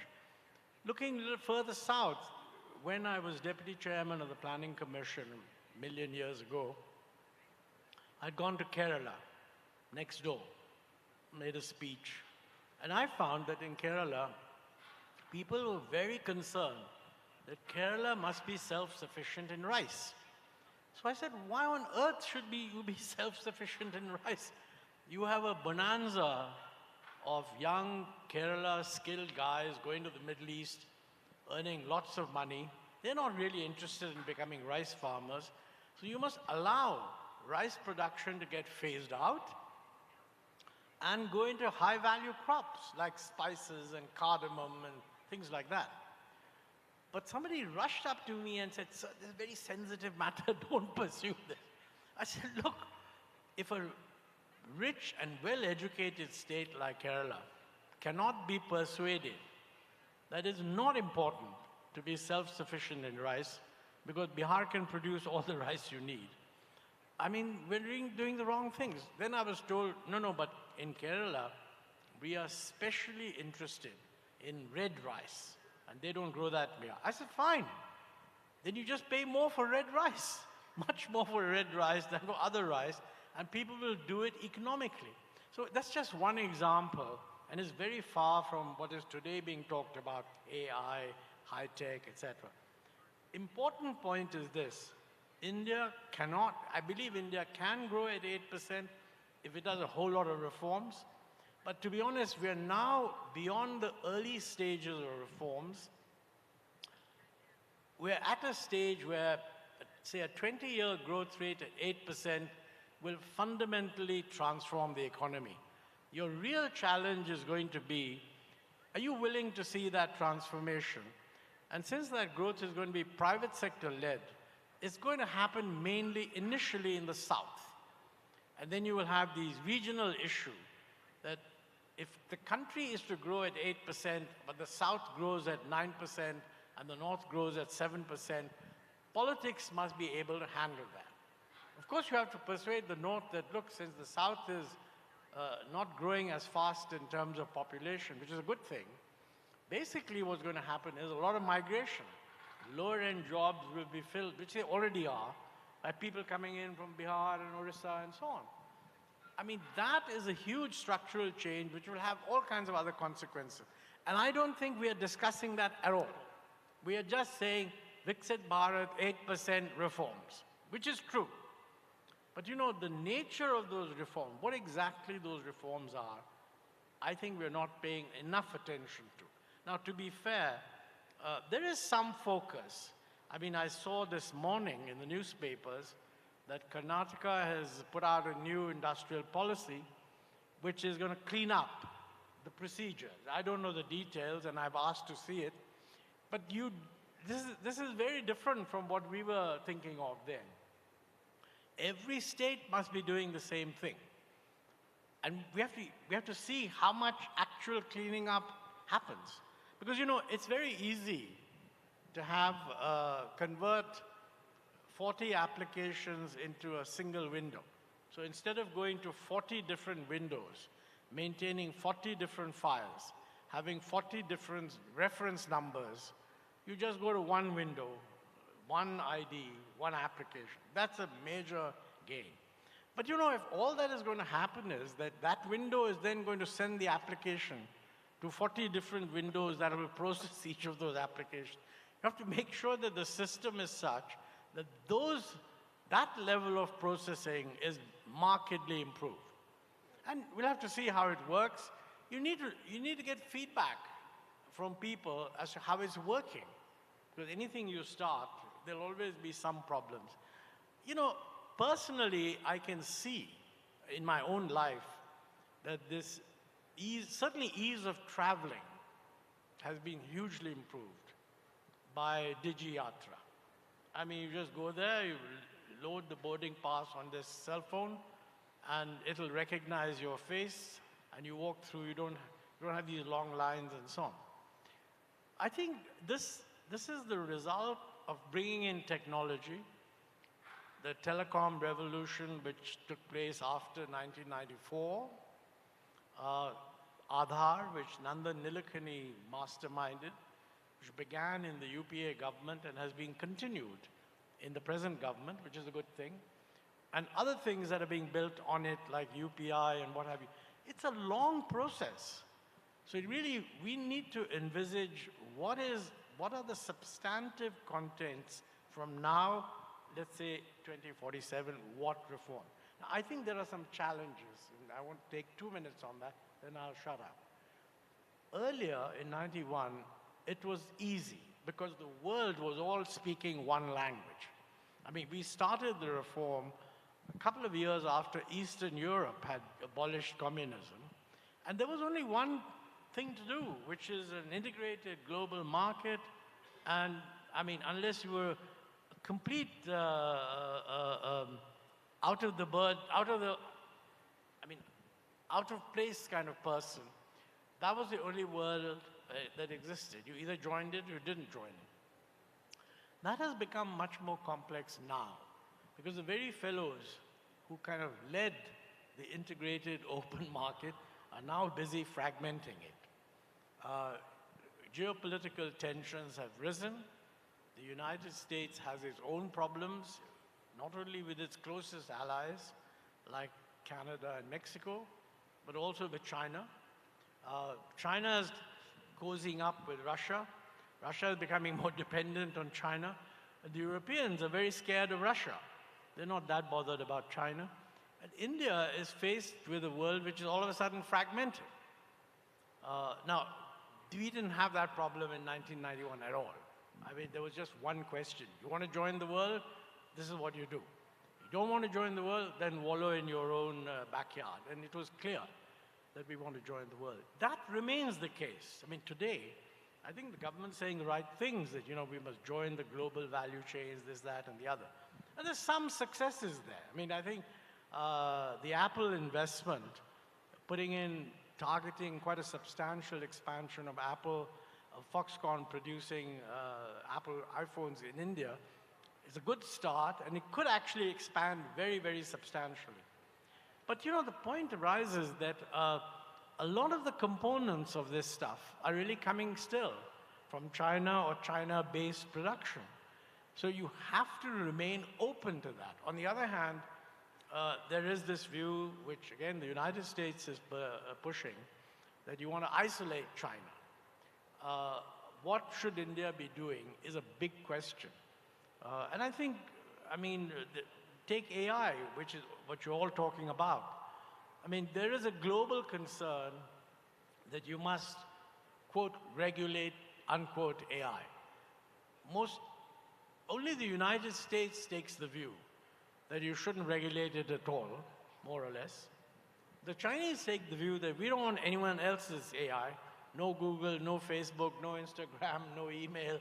We got our own system. It's quite clearly, India cannot be doing that. So we have a choice between the Europeans, the Americans, and the Europeans. We have to be clear. We are not large enough to set up our own Indian standard.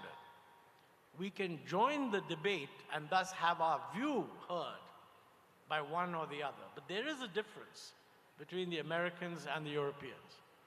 We are tending a little more to the Europeans because, you know, the Americans tend to be too extremely free market.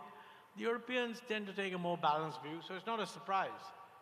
But, you know, on the other hand, what the Americans are saying is that this is why the Europeans are falling behind. That they're regulating AI in a manner that is killing innovation. Now, I mean, the Americans love projecting themselves as the only solution. We have to be careful. But it's a consideration that we should carefully weigh.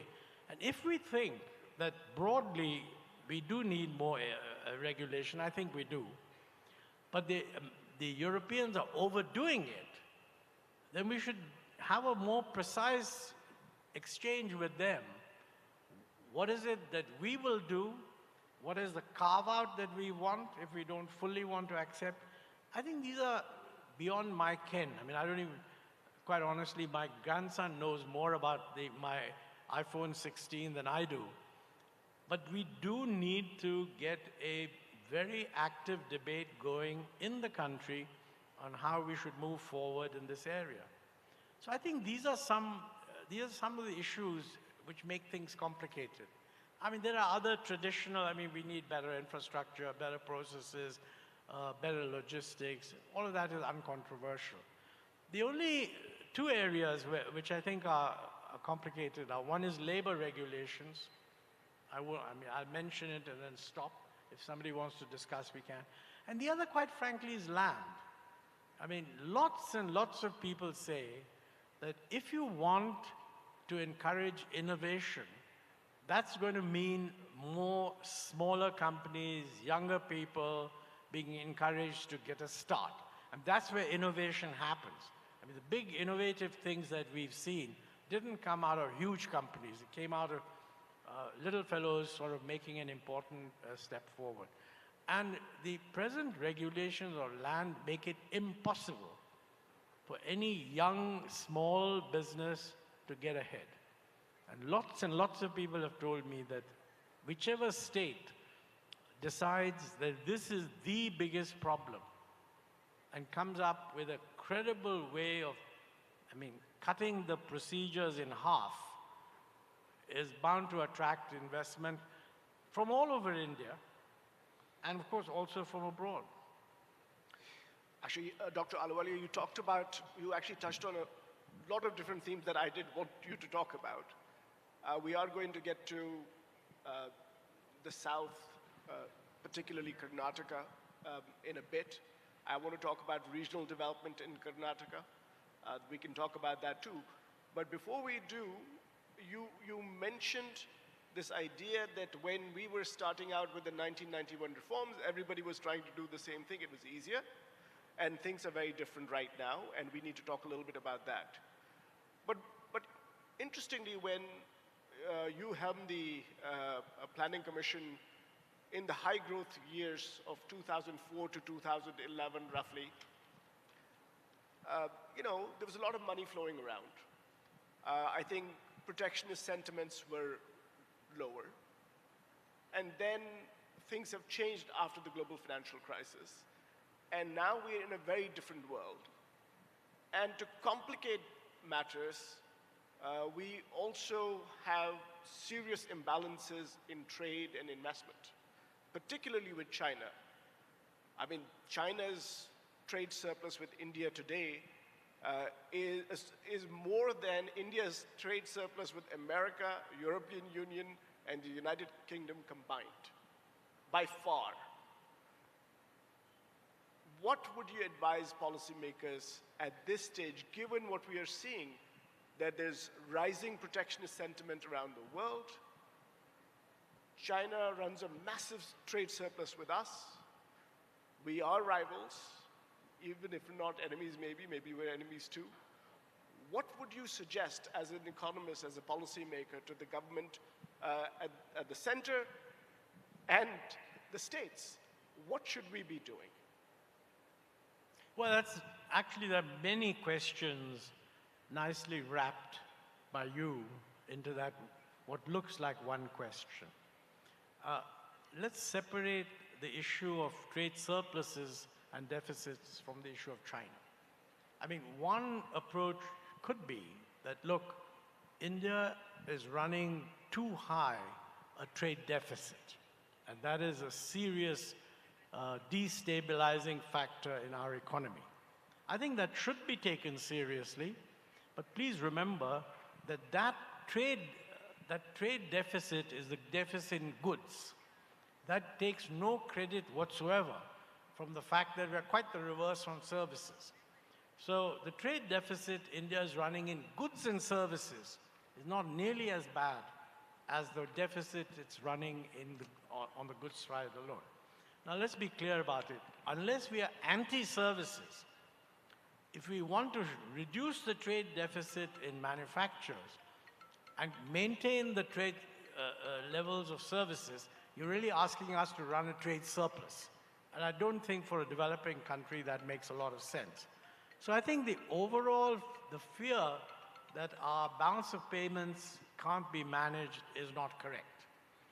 Now come to a separate point, and that is there an excessive vulnerability because you depend on one country? I think that's also a relevant issue. But yes, if you feel that we should reduce our dependence on China and shift to other import sources, that's diversification. But that's not the same thing as saying, don't import from China, produce it yourself. So the logic of diversification is different from the logic of the level of imports. Let me give some examples. Take, for example, photovoltaic cells, okay? We, rightly in my view, have adopted a very ambitious program of moving away from coal-fired power generation to renewable energy. Now, the global consensus on this is getting frayed right now, thanks to President Trump, but let's assume somehow or the other that the world is going to come back to the idea that, look, we don't want the planet to burn, and most countries I don't know how we'll get back, but most countries in a couple of years will have got back to saying that renewable energy is the way to go. Now, if we are going down that route, we just don't have a domestic solar photovoltaic cell production capacity, which is consistent with our ambition in setting up the total capacity. And clearly, to the extent to which we can produce this stuff, we should have a program for producing it. But it's going to take some time to do that. Currently, what the Chinese have done is they have invested their own money to produce capacity for photovoltaic cells, which is about 100% more than the current world demand, as a result of which the prices of these cells have just collapsed. Now, what does that mean? Every other country that is going in for renewable energy is happily buying Chinese cells at very low cost and therefore producing relatively cheap renewable energy. If the cells are available at that low cost, does it make sense for us also to benefit from that or no? I think there's a big difference between a long-term objective of building up on one's own capacity and a short-term aversion of buying from China. I think this global excess supply of cells will probably phase out after about 3 or 4 years if every country moves to renewable energy. But in that 3 or 4 years is there. So you have a real question. Are you not going to benefit from these available low prices of Chinese cells, or are you going to benefit from that? Now, that's a very different decision from buying intelligent sort of chips which control machinery and all the rest of it. You could argue that certain kinds of high advanced chips, which are used in, let's say, in what controls our financial system, our electricity grid, traffic control, etc. These chips you don't want to be such that could be hacked from outside, so that somebody could actually take control of the system without your knowing it. That's a real security threat. So you identify those things and you say, look, that must come from what you call a reliable supplier. We don't have the capacity at the moment to produce these chips ourselves. Presumably there are other reliable suppliers. We should get it from them. If we feel that we can't trust China, there's no harm in sort of erecting a wall around Chinese supply from those sources. But take something like, active pharmaceutical ingredients. There, I mean, we have and had a great sort of comparative advantage in formulation of, in production of all kinds of pharmaceutical formulations, but somehow in the active pharmaceutical ingredients, we kind of vacated the space. And we have now become absurdly dependent on China. Now, given that we believe we want to be the pharmacy of the world, and we have that capacity, and our pharmaceutical producers are competing, there's no doubt in my mind that we should do a much better job of having active pharmaceutical ingredients produced in India. And I think there is some PLI for I don't know how it's going, but you need to concentrate and focus that that's an area where the demand exists domestically because we are servicing global supply, and we should have a much higher internal dependence. So, what decision we take and where has to be finely tuned. The general idea that somehow our balance of payments suggests that we must not import from China, this I don't think is correct.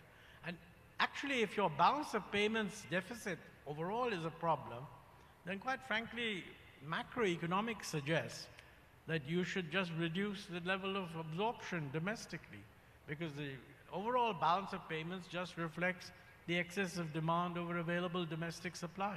So you increase supply where you can, and reduce the demand. And reducing the demand means accept the fact that you're not going to have a very rapid growth, because that will choke your growth rate also. So I mean, these are all interconnected. And I think that too much is I find very often people say, this is what we must do. Number one, 8% growth. Number two, cut down our balance of payments deficit. Number three, don't import anything from China. I mean, quite frankly, that doesn't add up. Now you understand why policymaking can be so complex. I'm soon going to come to the audience, and if you have some questions, we'll give you an opportunity. But I want to get us to Karnataka, to the south. Because ultimately, whatever India does, a lot of it happens in the states. And here we are in this state and in this city. And the topic today is about resilient and inclusive growth and green growth.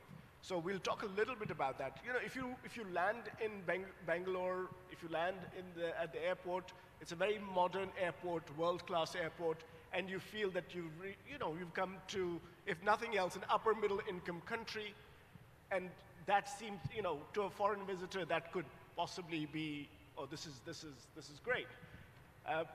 Karnataka has the 4th highest per capita income in the country. However, Karnataka's social indicators lag its income status. Whether it's literacy, whether it is, infant mortality, maternal mortality, and there's a lot of regional imbalance in this state.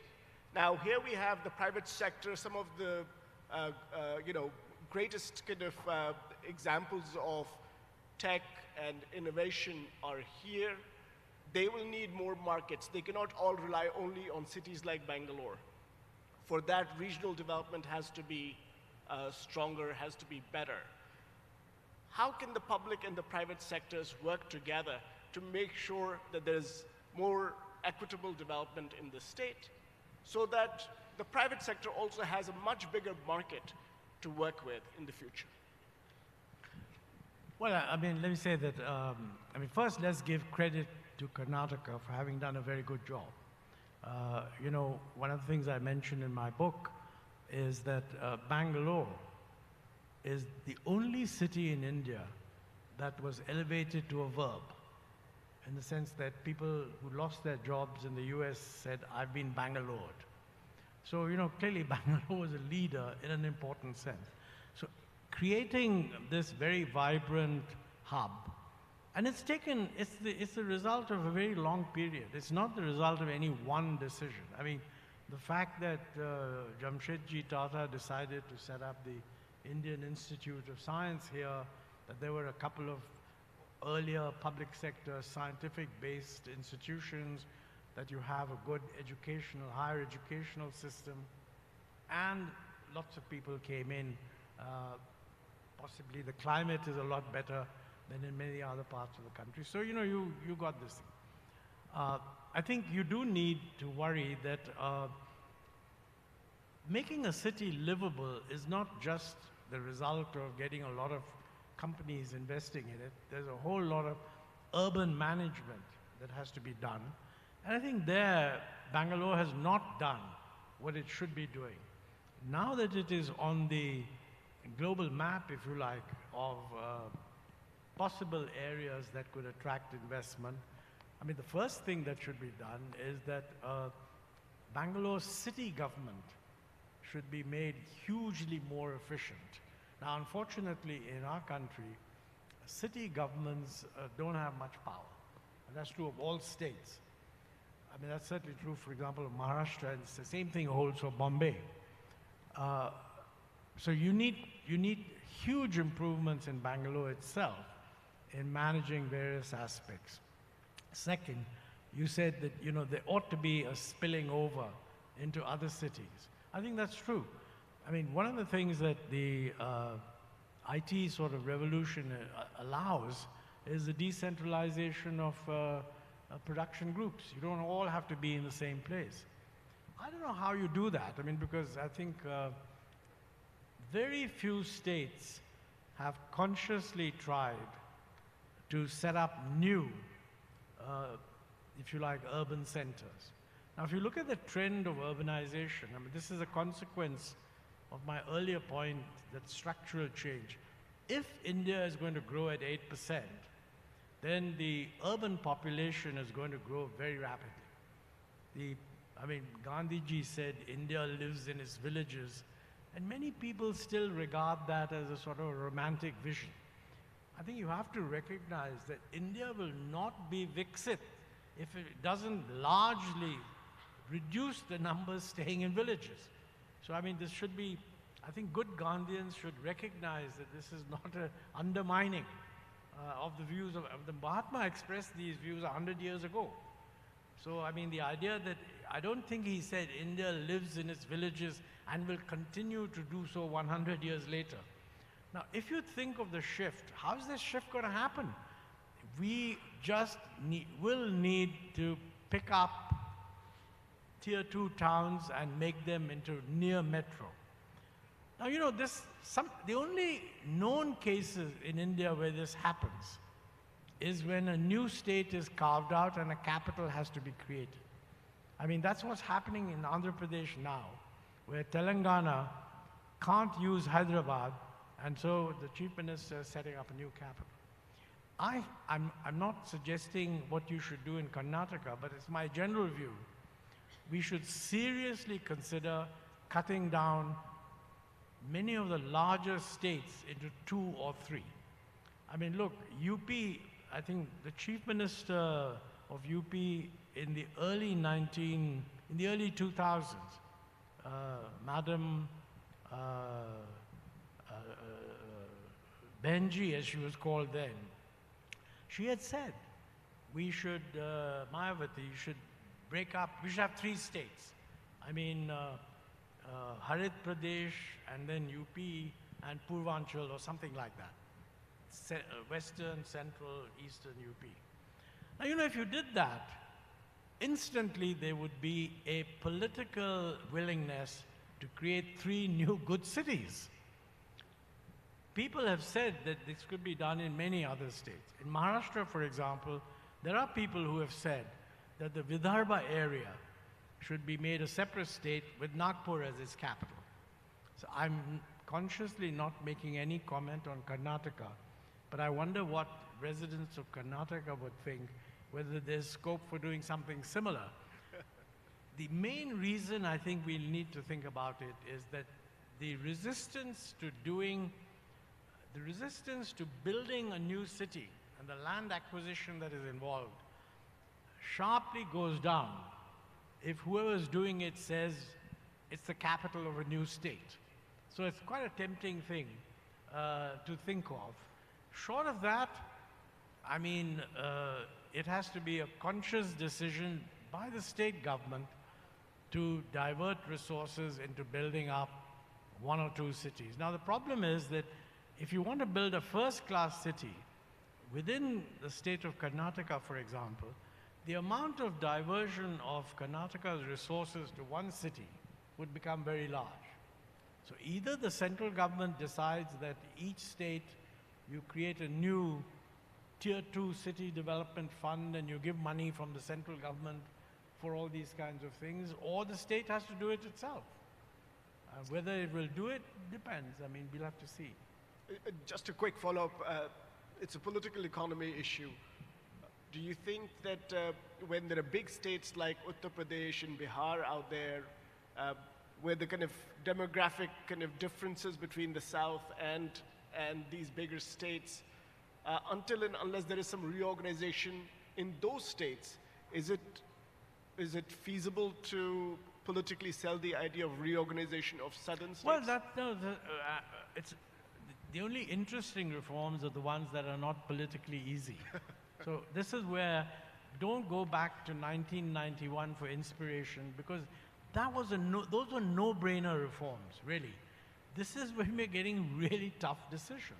But look, I don't know what the latest population estimate of UP is, about 190, 200 million, something like that.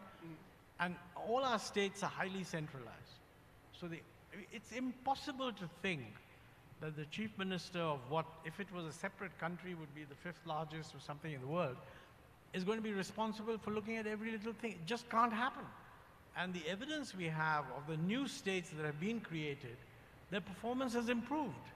I mean, some studies have been done of these new states, and they certainly have. The simple reason that, you know, the problems of different areas are more easy to look at if it's a manageable situation.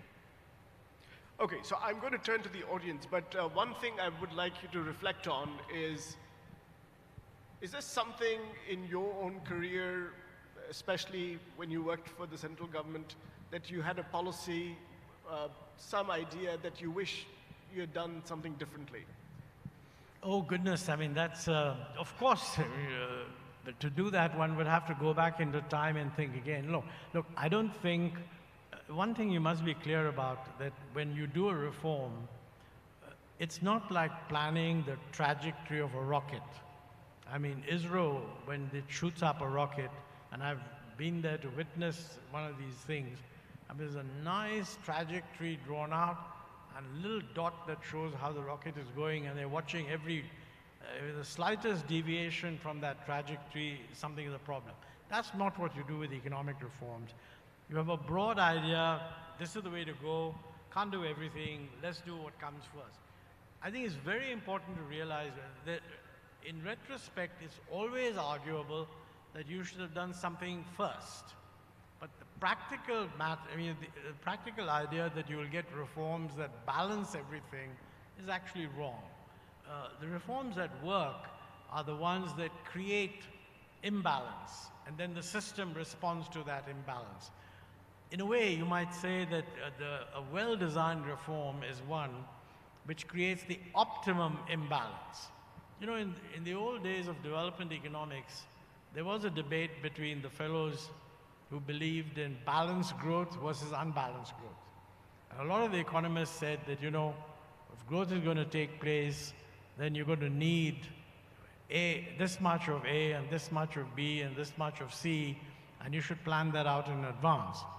Whereas the unbalanced growth said, look, the market will take care of this, just get the essential things done, and as scarcities arise, resources will move to fill those gaps. I think that's correct.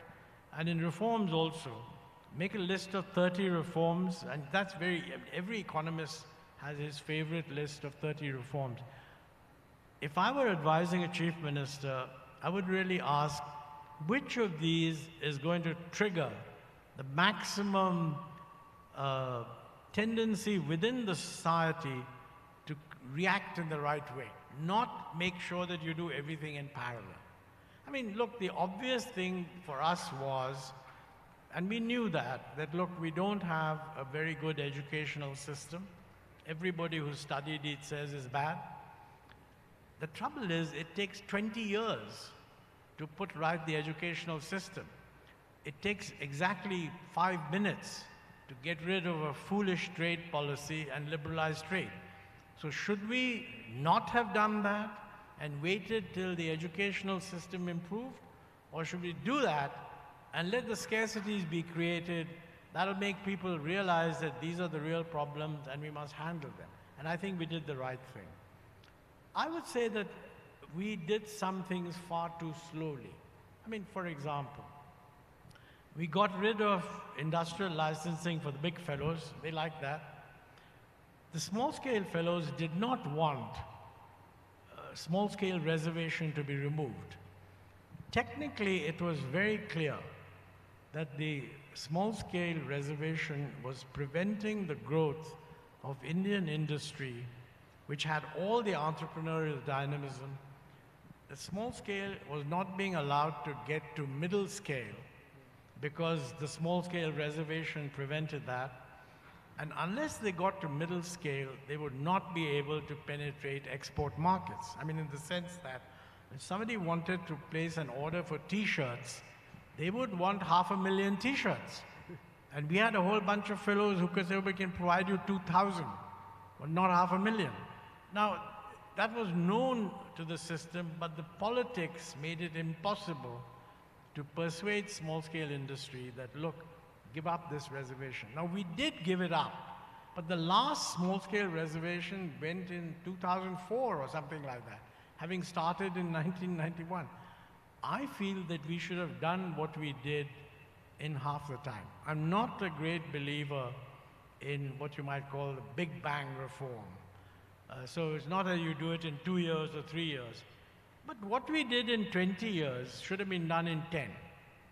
Now, if you ask me, would it have been politically possible to do so? I don't know. Because within the first 2 years, the crisis was over. During the crisis period, you were able to do whatever you want because people said, look, the scarcities are unmanageable. Once the scarcities became unmanageable, it became difficult to resist political pressure. True. I have so many more questions, but I would like to turn to the audience. And okay, there are lots and lots of hands. Let's first start with this side, and then we can come to you. A mic for the gentleman right here. There must be a law of physics that says that this side is more densely populated than this one. Yeah. Is there any reason for that? I don't know. Why do you move here? This has been like that for some time. So, gentleman right here, and then the gentleman here. Or you can ask first, and then you can ask the second question. Okay, thank you everyone. Dr. Aliwali, I completely agree to your point that we should create more larger cities and also empower, give autonomy to the current largest cities in India. Also considering the fact that farmers are going to get more empowered, so there will be less labor required. That will also make movement more to the city side. What would be the potential solution that you suggest to the current government, maybe like making a mayor more empowered, to manage the city or more autonomy? So I was looking forward to your thoughts. Because of the resounding effect that you fully get the... Just quickly remind him of the question. Quickly. So what would be the potential ideas to empower the cities? Empower the? Cities. Maybe bringing more autonomy, a concept like a mayor, the way we have in London. Well, constitutionally, any state government can empower the lower level authority as much as it wants. The central government cannot do that. So the issue of the distribution of power within a state is not something that the central government can do. But if you found a chief minister who said, look, I am convinced that we must decentralize power to, let us say, the top 3 cities, he must first say that. I can assure you I won't recommend any particular consulting group or research institution. But if you found a chief minister whom you could sell this idea, I'm personally willing to come and work with whoever it is to tell you what to do. The constraint isn't how to do it. Constraint is, does anyone want to do it? Because remember, if you empower the city, the mayor of the city would become a politically important position. Nothing wrong with that. You just appoint your own guy. Look, I'll tell you a nice story from my book Backstage. When I went with Ms. Rajiv Gandhi's 1998 visit or whatever to China, we were flying in the plane and we looked at the agenda and it said there was a stop in Shanghai. And I looked at the agenda and it said dinner with the mayor of Shanghai. Now, you know, in India, nobody knows the name of the mayor of the city except his family. So I said, what on earth is this? Why is the prime minister? They said, no, sir, I forget the name of the Chinese. He later on, he said, he's going to be the next prime minister. So the point is that you can empower your city mayors if the political class wants to.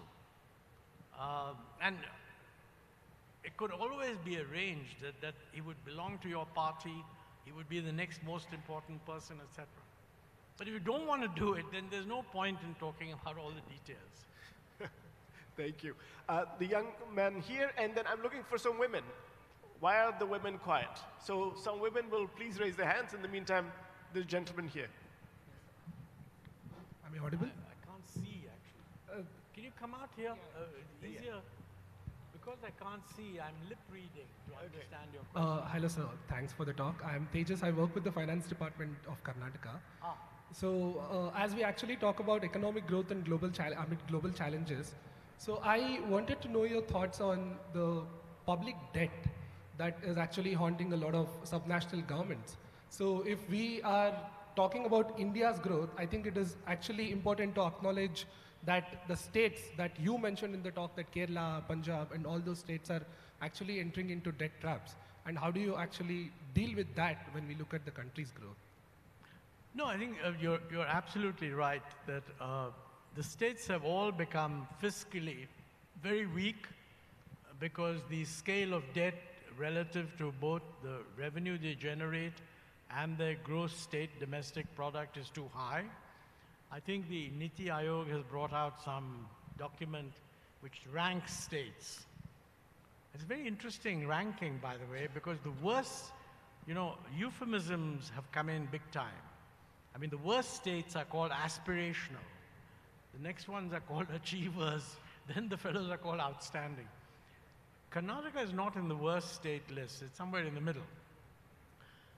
But the truth of the matter is that as long as you have a financial system that respects a certain amount of discipline, the states cannot borrow except what the central government authorizes them to borrow. And assuming that the central government will continue, since finance minister has said we want to lower the central debt to GDP ratio over time, I'm assuming that they will do the same thing for the states. So the states will not be able to borrow more than a certain amount. Now, if the revenue that the states are generating does not sustain the expenditures they want, it can, and you can't borrow, then it can only mean that either you're forced to raise resources or you cut other expenditures. And I think there will be a crunch of that kind. By the way, the states, I mean, this is something you also have to think about, that, there's a tendency for states, all states, to say that they can't raise resources. This is not actually true. I mean, let me give you one example since you talked about cities. There's a huge demand in urban India, middle class, upper middle class India, for better service. All of them have relatives abroad. All of them, when their relatives come, their grandchildren say, what is this lousy, filthy environment, etc., and they get very upset. They don't realize that their children abroad are paying property taxes which are financing the municipal services. So, I mean, since almost all of you have relatives abroad, I mean, after all, this is Bangalore, I ask you to just do a simple calculation. Ask your relatives, what is their property tax as a percentage of the value of the property, okay, abroad? And just consider what is the property tax you are paying as a percentage of the value of your property. You will be surprised that in order to equate your tax with your relatives abroad, your property tax probably would have to increase 20-fold. 20-fold.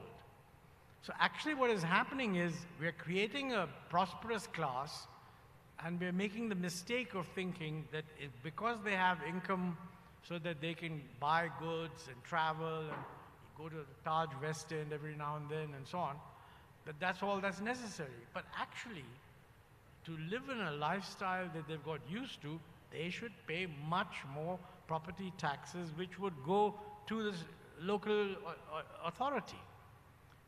So, that's one resource which, to my mind, by the way, what a lot of people have, there's been some rationalization of this, but nothing comparable to what the rate rationalization is. And frankly, this is good. I mean, if any of you ever become chief minister, you will find this very difficult. But that's one of the issues. Should the rates be fixed by the state? Because in India, the local property tax rates are fixed by the state. I would recommend that let them be fixed by the city. Cities that want to look decent will just charge higher rates. And believe me, it's only the top 20% in the city that will actually be paying the property tax. So the incentive to do it will be greater. That's what we should do. There's a young lady in the middle. Yeah, yes, you with the glasses. Please, yes. Please give her a mic. Can you come forward? Can you come here? Yes. Good afternoon, sir. Sir, you mentioned that we need to have good or well-built cities, and we can divide the largest states into 2 or 3 more states. My question is, while we are discussing about India's growth amidst the global challenges, we have seen that in the 29 states present in India, there are a lot of interstate conflicts that's going on. So when we are thinking about India on a global level, is it wise to increase the number of states, which will definitely in turn increase the number of interstate conflicts, and in the process of creating more states and a better city, will we fall back in facing the global challenges while solving the local challenges?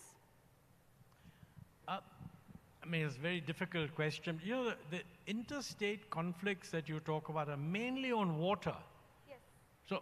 So you're really talking about the distribution of water. Even in other countries, there have been such conflicts, but they've found ways of addressing this with greater reliance on market forces, by the way, which we hate doing. I think it's a very complex matter, and in our arrangement, if both states agree, we worked on this in the Planning Commission to see whether there was some way. The present situation is that if all the inter-riverine states actually agree, then the center can pass a law on how the water should be distributed. Otherwise, it's a consensual thing. And of course, consensual means there's some award, and then some state says the lower riparian state just rejects the award, and then you have to go to the Supreme Court. And that doesn't work. So frankly, you're right. Don't think of a conflict. There's no conflict on most other things, okay? And with GST, the issue of uniformity of taxation has been sorted out. Water is a huge problem. You know, it's not just a problem between states. It's a problem within states. Go back to Punjab, because states are matters are sensitive, so I prefer to give examples of a state that I originally came from, but you can find the same example elsewhere. You know, use of water to produce rice, which is then sent to the rest of the country, is actually an export of water from one of the most water-scarce states in the country to one of the most, among the more water-profitable, well-endowed state. Doesn't make sense, okay? But what is happening as a result is that more and more water is being pumped out from underground. In order to pump it out from underground, you need more and more powerful pumps. Richer farmers can afford powerful pumps, so by lowering the water table, they're actually impoverishing all the guys who can't afford the pumps. Now, the situation is made worse by the fact that power is free. But although power is free, you have to pay for the pump. If power was not free, then they would be much more incentivized to utilize the water efficiently. This is a general problem which you should all think about. Can we deal with what is undoubtedly going to be an increasingly water-stressed situation without bringing in the pricing of water to allocate across different sectors? The current policy of all states and the center, I guess, is yes. The center can say it's not its problem, it's the state's problem. No state that I'm aware of is willing to say that because water has become scarce, we must introduce pricing. Now, if you don't believe in market allocation, that's fine. I mean, it's not fine in my view, but I accept that. But then you must say that you're going to allocate water centrally, which means you'll regulate every single pump, which is not feasible. So quite frankly, on the water side, we have an unworkable policy framework. And somebody should, I meet hundreds of NGOs who worry about this. None of them is in favor of pricing. So I ask them, how are you going to solve this problem? Thank you. I'm told by the organizers that our time is up. It's flashing red, so I'm really sorry. I know you have a lot of questions, but we can't take any more. I thank Dr. Ahluwalia for an illuminating discussion. I thank the people of Karnataka and Bangalore and the leadership of the state, and a special thanks to MB Patilji, Minister Patilji, and Gunjan Krishnaji, the leader of this summit, and the team that has been organizing this. Has been a fantastic, fantastic time. Thank you so much for being a great audience. What an interesting session it was. So thank you so much for gracing this occasion and being present amongst us. And thank you so much for moderating it so well. Would like to acknowledge your presence. Ladies and gentlemen, make sure you put your hands together while we have the honors given out to them.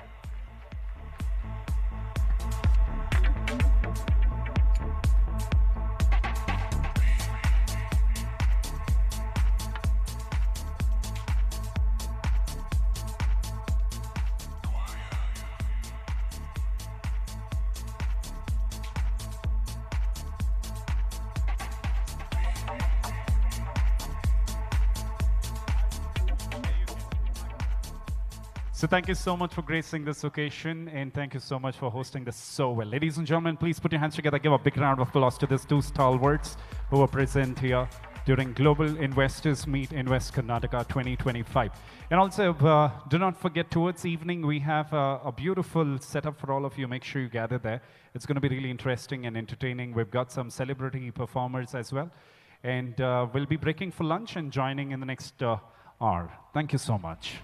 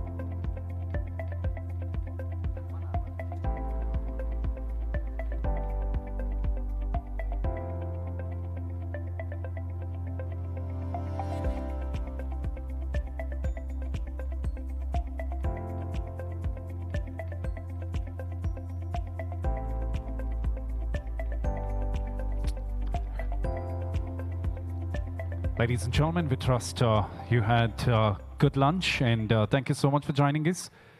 We shall be starting off with the session in the next couple of minutes. Request you to kindly settle down. For the ones who's already here, thank you so much for joining us, and the ones outside, request you to please join us in as we're about to begin.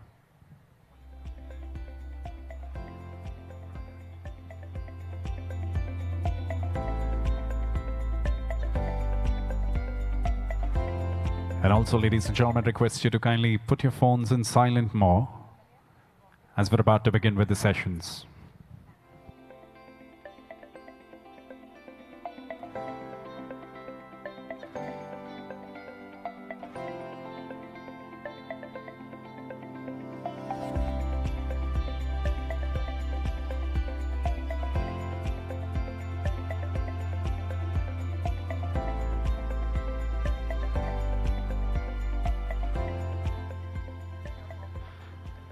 So for the people sitting behind, may we request you to kindly move ahead and take your seats so that our speakers could feel nice and they could have eye contact with you from the closer spaces. So request you, people seated behind, to step forward and settle down.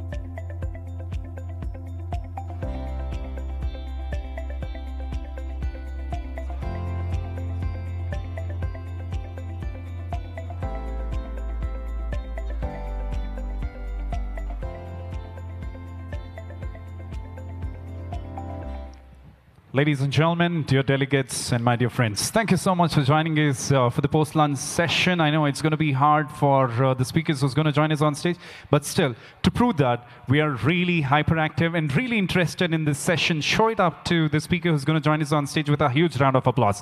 Come on, everyone, put your hands together. Give a big round of applause. All right, just to make sure we connect with each one of you possibly, we've got delegates from different parts of the world. We welcome you. Namaskar, swagat hai aap sabhi logon ka. Ladies and gentlemen, please put your hands together for our moderator, Shiv Arur, Indian journalist and writer, who will be indeed introducing to our speaker. Pleasure to have you here, Mr. Shiv. Thank you so much, and thank you, Mr. Akas, to join us. Put your hands together. Give a big round of applause. So for the ones who's present out here, who's just walked in, thank you so much for joining us for Global Investor Meet Invest Karnataka 2025. There's lots we're going to grab out of this interesting session, which will be moderated by Indian journalist and writer, very well-known Mr. Shiv Arur. Let's give a big round of applause, and the session is all yours, sir.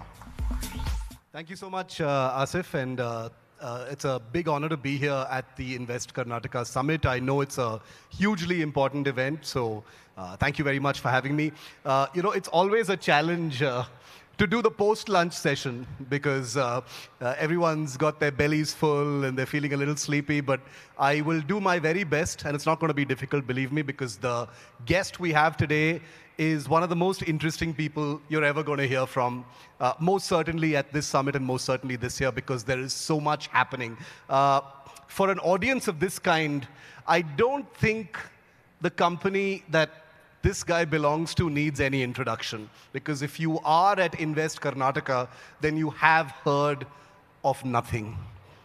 It's a company that has completely disrupted the smartphone space.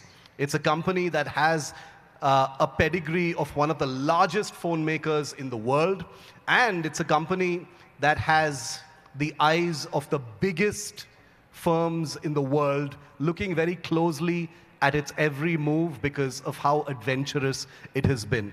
So Akis Evangelidis, if I pronounced that correctly, my apologies if I didn't. I'd like to just quickly start by making one small confession. I'll start with a show of hands. Is everyone awake in the audience right now? Everyone's listening? Okay, how many of you used to use BlackBerry phones? Okay, this is Invest Karnataka, so quite a few. How many of you use an iPhone? Okay, a lot. Okay, so Akis, I've used an iPhone for the last 12 years now. And ever since Invest Karnataka invited me to do this session, and since I started doing my research on you for this event, I might be changing phones for the first time. That's good. Hopefully more and people today. I'm very happy to say, just before I took my flight to come here, I ordered a nothing phone. So I'm going to be getting a nothing phone in a few days from now. I couldn't bring it here with me, but I was impressed enough to actually even think about exiting the Apple ecosystem. So congratulations, well done on that. But Akis, I'd like to start by asking you about nothing. You know, everybody loves the counterintuitiveness of the name. You know, the name is nothing, and it's so memorable. How did the name Nothing come about? I'd like to start that out by asking you that. Sounds good. Before diving into it, just out of curiosity, how many of you have heard about Nothing before? Oh, wow. Decent crowd. This is a Karnataka audience. Of course they've heard of Nothing. All right. Yeah, Nothing. I've been getting this question quite a lot. I guess it remains top of mind, which ticks the first box in terms of the goal of the name for the company. But basically, yeah, when we started Nothing, I'm half Greek. I was born in Athens, and I was putting an Excel list with like different names in the Greek mythology and so on. But every time I would get to a name that had a meaning or that could work, either the social media handles weren't available or the .com wasn't available. So we kind of kept on brainstorming for like 2 weeks. We weren't getting anywhere and so on. And you know, as users, we're thinking, okay, what's like the end state of technology? You know, how it should feel like. And then Carl Pei, co-founder and CEO of Nothing, he eventually came up with, yeah, I've been discussing this with my sister, like, what about nothing? You know, at the end of the day, you know, you want a technology to be embedded all around you, there to kind of empower you, leverage it when you need it, but it shouldn't be like in your way. And I think it's a very interesting concept. You know, nowadays, technology sometimes it sort of divides us, disconnects us from the world around us. So be working on the product ecosystem that's like super well integrating all around you, serving you, empowering you to do more versus kind of distracting you from the world, yet feel like nothing, felt like a good long-term vision to be working towards. And then we said, okay, why not? Then it took a few days to kind of grow in us. Then we checked on Instagram. You can register the name then. On Twitter, was called Twitter back then. The handle wasn't being used for a few years. So we just emailed a few friends at Twitter and Instagram. And after 24 hours, we had the two @nothing handles. We managed to get the nothing.tech at a good price. And we're like, all right, let's go for it. By the way, Akis is not new to India. He's been to India many times before, if I'm not mistaken. In fact, he's called Akis Bhai in the office. You know, tell us the story behind that. You know, even Karl Pei, who's the founder and formerly of OnePlus, he's also called Karl Bhai on Twitter, which became a big viral story. So why are you Akis Bhai already? No, I think, it was a year ago. We're ramping up to launching our Phone 2A. Back then, there was a lot of tension on social media. Everyone was expecting for a product. And I think it came up from just Carl replying to someone, okay, bye. And then all of a sudden, that person said, okay, Carl, bye. And then Carl changed his Twitter name. I changed my Twitter name. And it became a thing online. The internet took over and did the rest. So I'm going to call you Akis Bhai for the rest of this interaction. Sounds good. Because Nothing is a company that has survived possibly the most brutal industry in the world right now, smartphones. It's the only, one of maybe a small handful of companies that has been able to survive for more than a few years. and not just survive, but do really well and make a big splash. So I wanted to ask you about that. You know, you started out in 2020. What's that journey been like? How much of a struggle has it been? You know, you started big in terms of, you know, the way you marketed nothing. The name itself made a splash for itself. But how difficult has it been lasting this long? Yeah, actually, no one in the last 10 years entered this industry successfully, being an independent brand. Of course, there are other sub-brands as part of much bigger groups, which make things a lot easier. But as an independent brand, we are the only one that managed to do that successfully in the last 10 years. And yeah, it's been a hell of a journey, for sure. Survive was one of our core founding values. We're like, okay, we need to get to the next year, to then eventually get bigger, have more product capabilities, and do more. So that's definitely been at the core of it. But the way we approached it, so when we started Nothing, the whole thing was, I guess from a user standpoint, we didn't feel excited about what the industry had to offer back then. Everything looked the same. There was not a lot of negativity around tech. All the products, you know, the iterations were minor, just extra megapixel, extra kind of gigahertz, whatever. So for us, it was more, you know, doing it for ourselves in the way kind of we wanted to bring back that excitement we had when we, you know, saw the first kind of iPhone keynote launch, or, you know, those first magic moments interacting with products like the iPod. And basically the journey started from there, and then we realized as we were talking to more and more people found the same way at us. They thought it would be crazy to even try to take a stab at it. But sort of that gave us a lot of confidence in terms of getting this started. We had like Tony Fadell, the inventor of the iPod, that was part of our seed round. We had Casey Neistat, you know, we were watching his videos. We're like, fuck yeah, let's go guys. I think you're onto something. And then, but then it was, okay, where do we start? So each year in the last kind of 4 years has been quite strategic. So year one, it was about building a proof of concept. Again, people were calling us crazy to even think about entering in this industry. Everyone feels it's oversaturated, you know, competing against the biggest brands in the world. So our first proof of concept for the year one was to bring a product to market successfully. And here, quite rapidly, we gravitate around design differentiation. You know, everything looked the same. It was really hard to identify which product is from which brand. So when we went to the design experimentation, we had set a guiding principle. From 2 meters away, you need to be able to recognize a Nothing product without looking at the logo. So we came up with this kind of semi-transparent design identity. Then we decided to enter with the TWS market, the true wireless earbuds. And here we introduced our kind of transparent design, which created like shit ton of hype back in the days. I remember I was, when we started selling on the first day, I was at the beach with my wife, and when the product went on sale, we had 100,000 people on our website. We're like, so order some champagne. But then I didn't know what was to come next, because it was just the start of the journey with a lot more struggles. So this product went really well. We sold over 500,000 products, so that it allowed us to raise more capital and start the real deal, the smartphone. And the smartphone, why so many brands have failed, is the value chain required to bring a smartphone to market is extremely complicated. And there is a big and, there is no room for mistakes. You know, if there is one element that falls apart, you go bankrupt straight away. There is no way you can make this up. So it's starting from product development, all the way down to kind of, you know, your go-to-market strategy, all the way down to the marketing. Like if the initial steps are there, but then your marketing fails, you don't create enough demand, you have overstock, cash flow issues, and it's game over.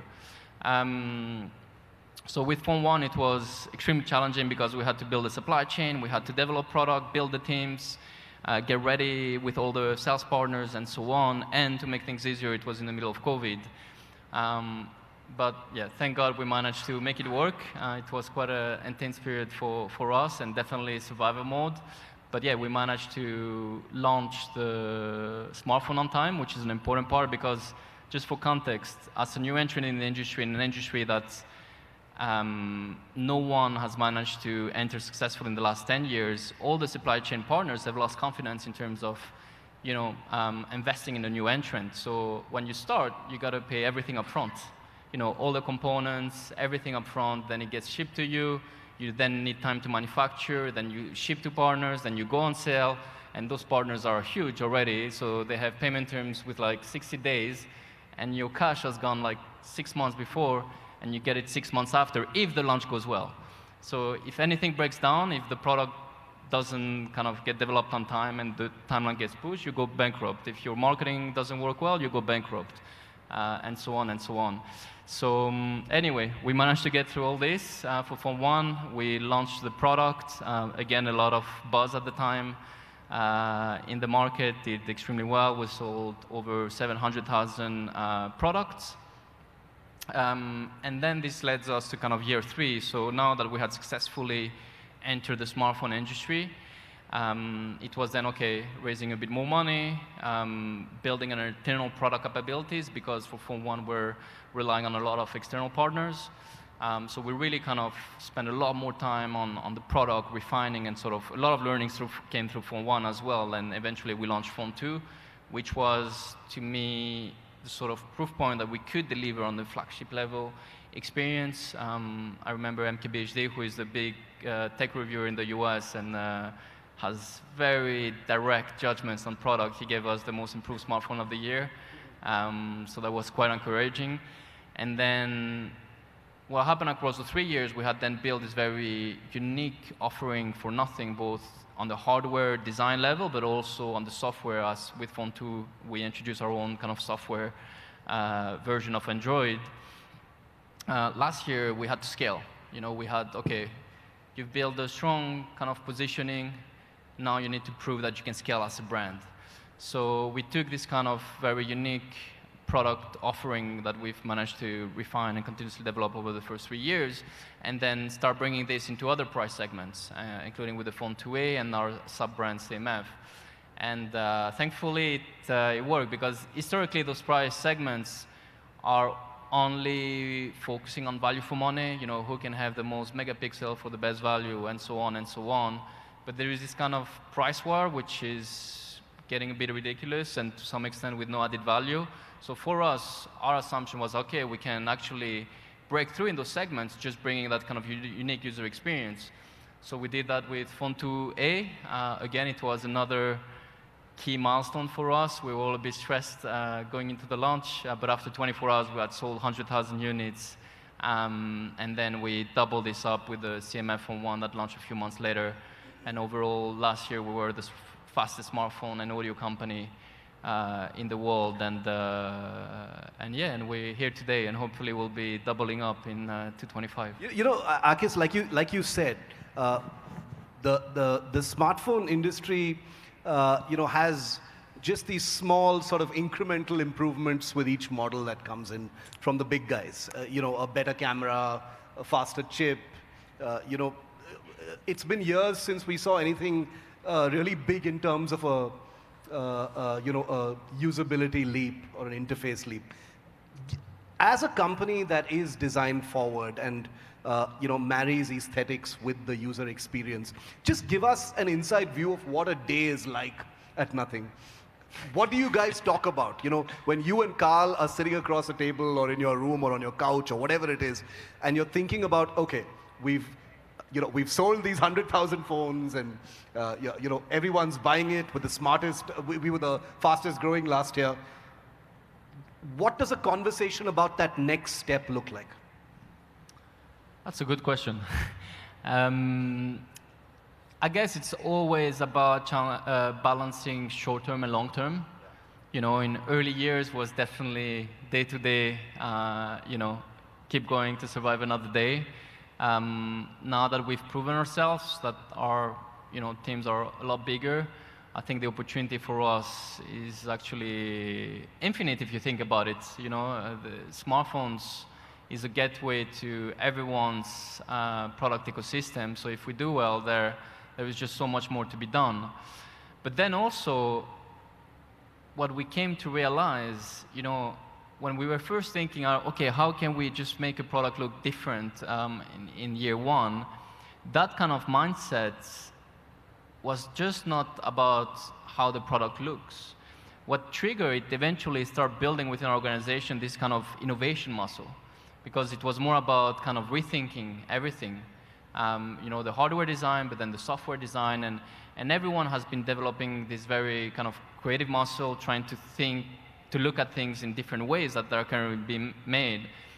And you realize that bigger players, they have a billion-dollar business that are working, right? So they don't have a big incentive to do things drastically different or taking a huge bet. Whereas for us, that's what we've been doing since day one. And I think you were talking about user interface, and I think that's where the biggest opportunity is. You know, ever since the first iPhone was launched, you know, the sort of app experience hasn't, I mean, it has evolved in a way, but, you know, not drastically, largely the same. So, you know, kind of rethinking, okay, what that's going to be in the future, especially now with kind of AI coming across, and we're having a lot of fun. And I think the opportunity is huge to kind of rethink the whole way of the kind of smartphone interface and how we're interacting with it and how it will be delivering more value to you and kind of, and less about being extracting value, because that's also a key issue that ever since we started Nothing we've been trying to solve. Like smartphones, to some extent, with time, have been kind of extracting value. You know, it's disconnecting you from your friends, families. It's sort of getting you, like you unlock your smartphone to do A, and all of a sudden you do B. So this is where we had the glyph interface. We introduced a monochrome mode as well on the apps that will kind of eradicate the colorimetry of the apps that are being kind of engineered to grab your attention, to have a more intentional smartphone usage. Because I do think there is a lot of work to be done, you know, to ensure that technology is there to empower you to do more versus kind of extracting value from you. And now, yeah, that's what we kind of bouncing around, what the future could look like. You know, one of Nothing's most well-known and beloved innovations has been the glyph interface with you know, LED strips designed to sort of demarcate your attention while minimizing your workload in terms of your phone, which is again, you know, like everything to do with Nothing, it's counterintuitive because it wants to make you use your phone less and give you more information as quickly as possible, which is actually amazing. And that's one of the reasons I'm looking forward to my Nothing phone more than anything else. You know, a reason not to pick up the phone, really. But, you know, clean design, Akis, clean design and that design aesthetic isn't new. You know, you've seen Apple play with that for a number of years. Apple is acknowledged as a company that is, in some ways, mastered, you know, minimalist design. You know, I've seen an interview of yours where you've said some of the design aesthetical choices that Nothing has taken hark back to early Apple days as well. So, you know, how do you really compare the two? Is Apple really, you know, unable to move ahead of its current design aesthetic, in your view? Are they looking at you closely? No, I think, I mean, they have no incentive to change what they're doing. It's going quite well for them. But I think that's where opportunity lies. It sort of became the villain that they wanted to fight at first. And that's where I think there is room for a challenger brand, you know, to take a bolder approach. A lot of things have evolved in the past, you know, 20 years.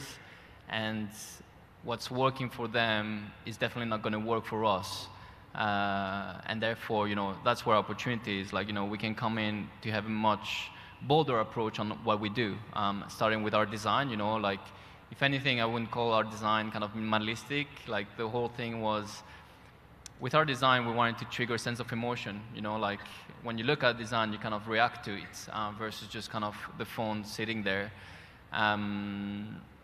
And then, you know, that approach in terms of having a bolder take is not only on hardware, but software as well. And that's where, for us, the opportunity will be in the future. So definitely doing, yeah, less of what Apple is currently doing. What's the, you know, in terms of user experience of Nothing phones, what's the best thing you hear from your users? What's the feedback that you love or value the most from your users? Feedback, generally speaking, or what people that buy our phones, what do they prefer? People who buy your phones and use your phones. Yeah. So software. software is number one in our Net Promoter Score survey, which is great because that's the core of the user experience, and software is key to kind of build affinity and retention. So this is actually quite important, and I'm quite excited about this because we've been kind of working aggressively on software for just the past 3 years. Now we're scaling up the teams quite drastically to kind of bring even a bolder approach around the whole user interface of our smartphone, and I think it's a big opportunity. But yeah, mostly it's Nothing OS comes at the top of the user satisfaction. And I also saw a big 91 Mobile in India. They run a survey like your favorite software experience, and Nothing OS was on top of iOS. So I think we're heading in the right direction, and design, of course. In an age where marketing takes up so much space, there's so much competition for people's attention because of social media and influencers and that age, Akis, Nothing has been very aggressive from the get-go in terms of in some ways reinventing how to market a smartphone. There have been lots of guerrilla tactics, a lot of asymmetric, unconventional marketing, that clearly was designed to kind of kick up the dust of the industry and not take a conventional route.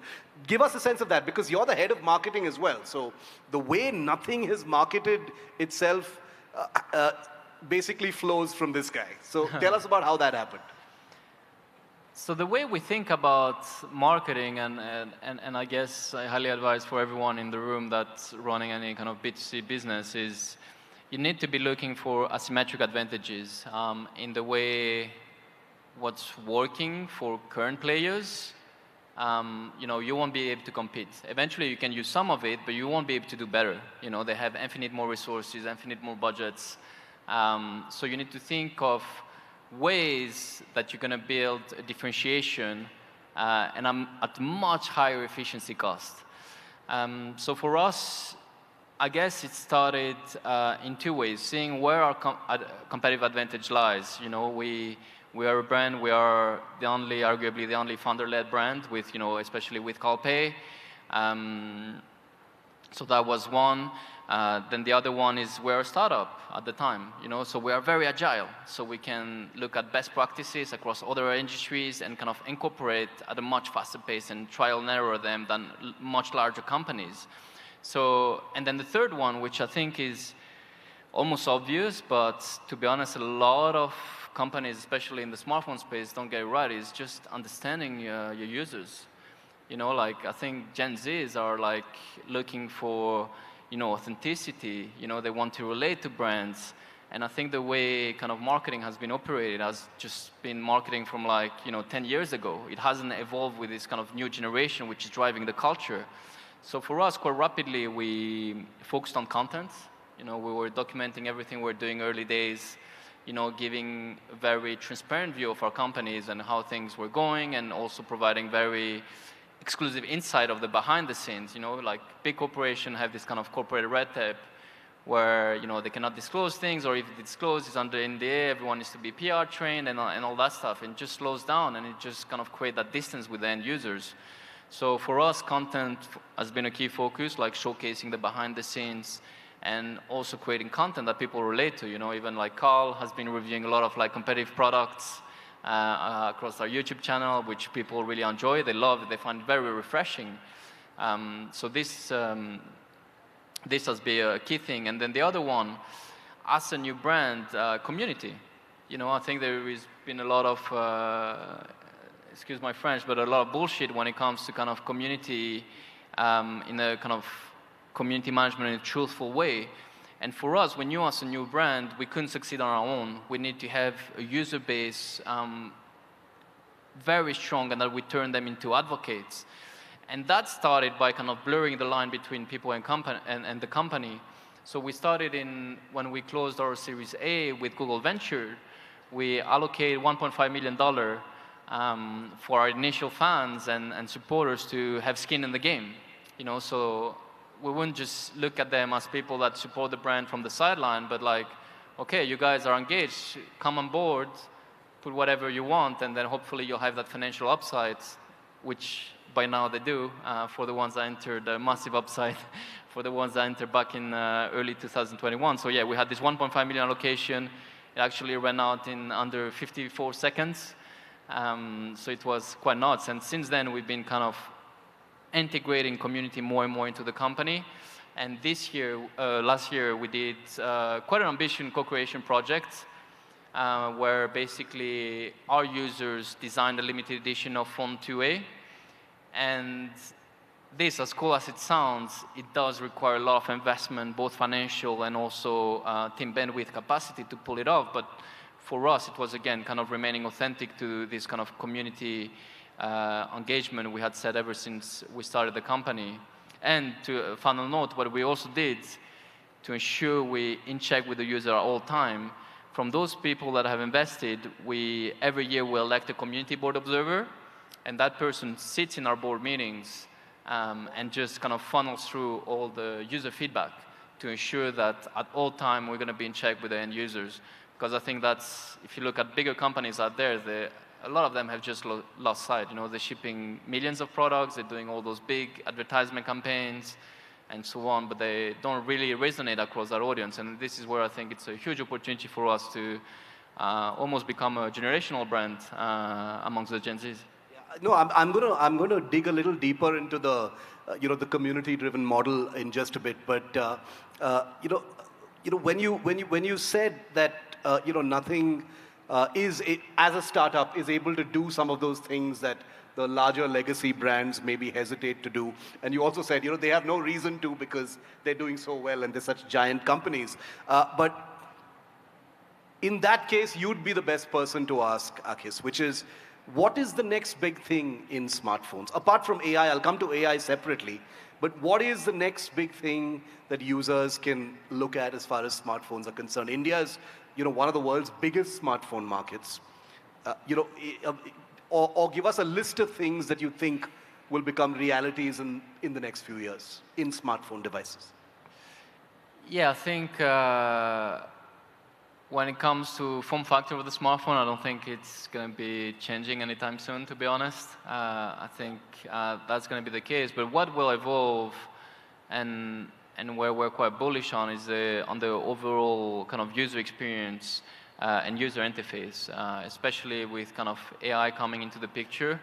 There's just so much opportunity, and I think it's not going to be, we've been talking about IoT and ecosystem for the longest period of time, but it's not just about like syncing your photos and all that stuff. Actually creating that ecosystem and that sort of fluid user experience that can shift from mobile to audio to different set of products, and eventually creating that ecosystem that we were mentioning at the beginning, where eventually everything feels like nothing.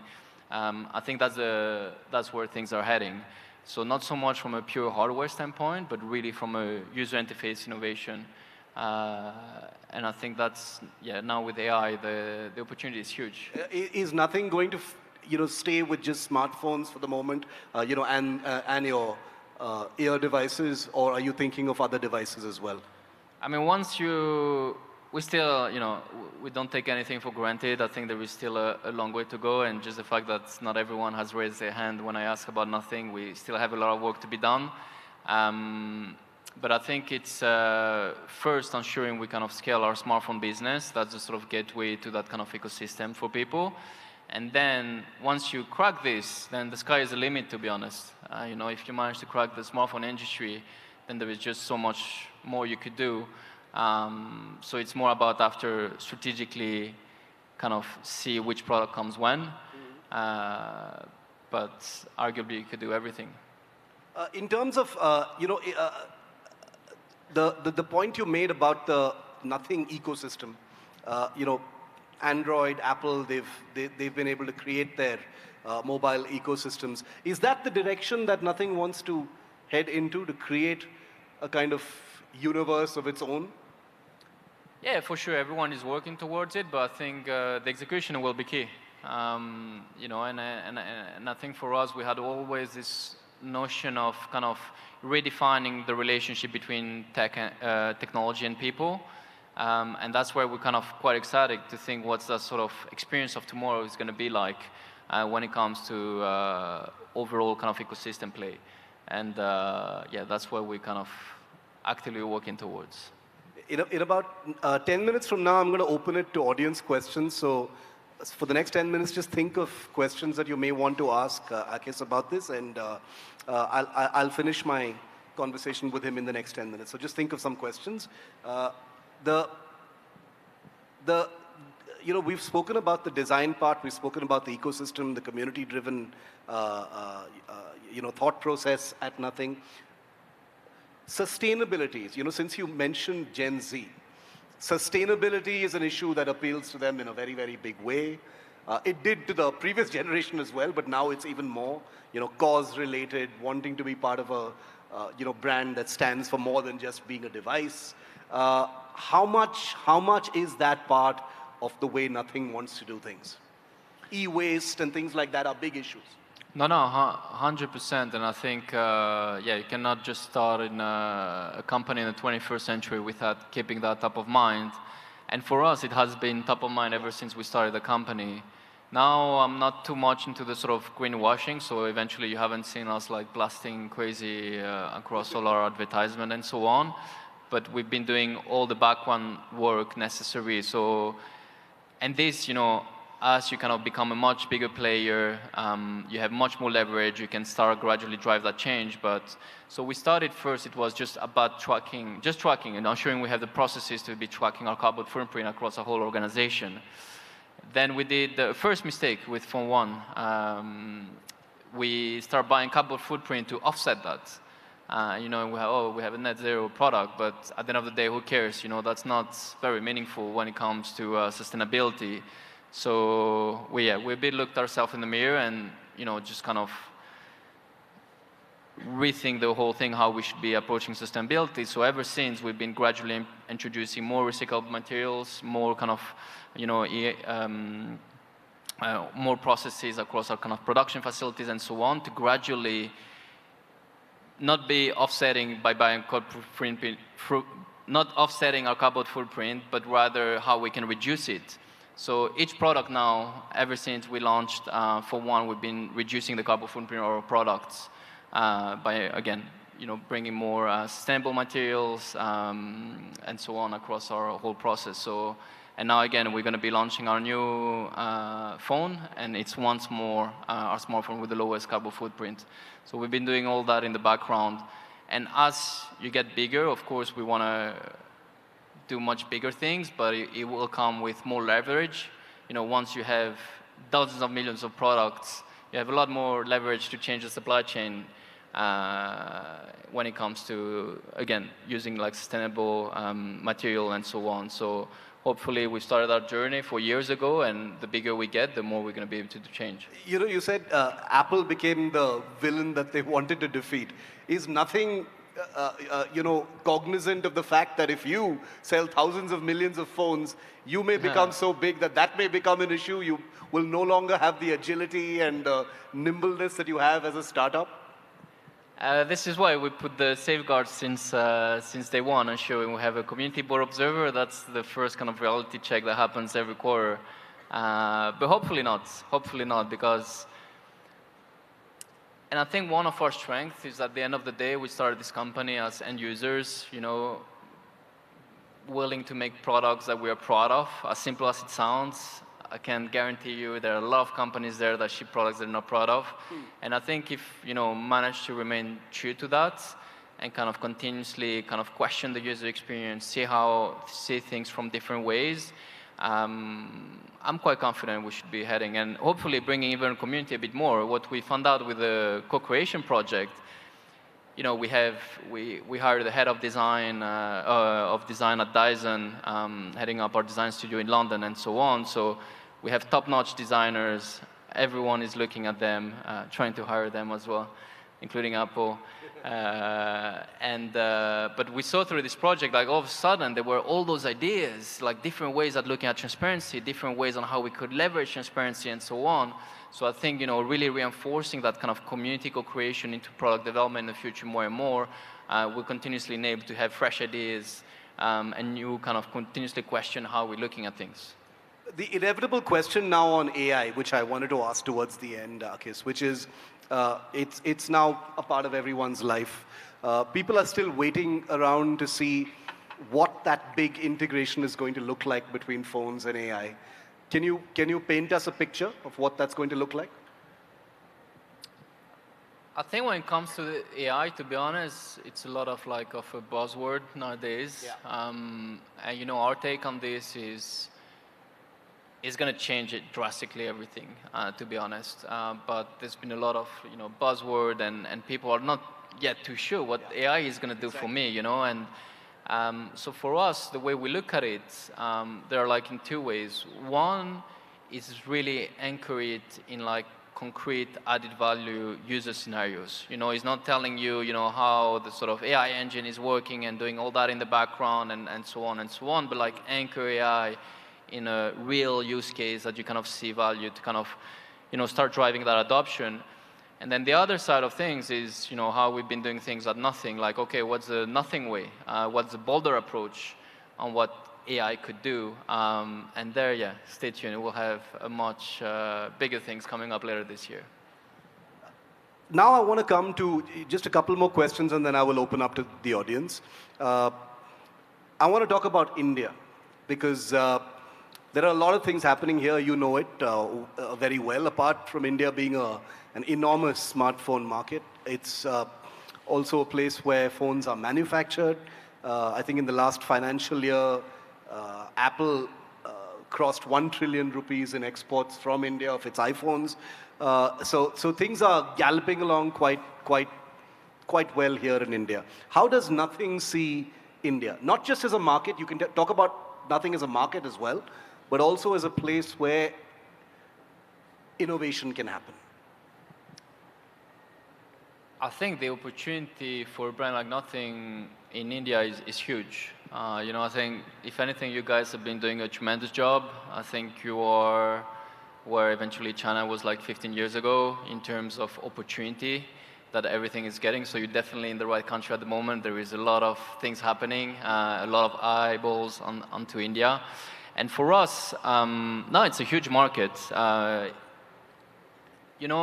Here, in Europe, we have, in terms of what we define as tech enthusiasts, about 3% of the population, whereas here in India, it's 30%. I'm actually, the questions I get asked about the processor and so on, people are super knowledgeable when it comes to tech. So for us, ever since we started the company, having this kind of big tech enthusiast audience, we had this kind of organic traction from the get-go.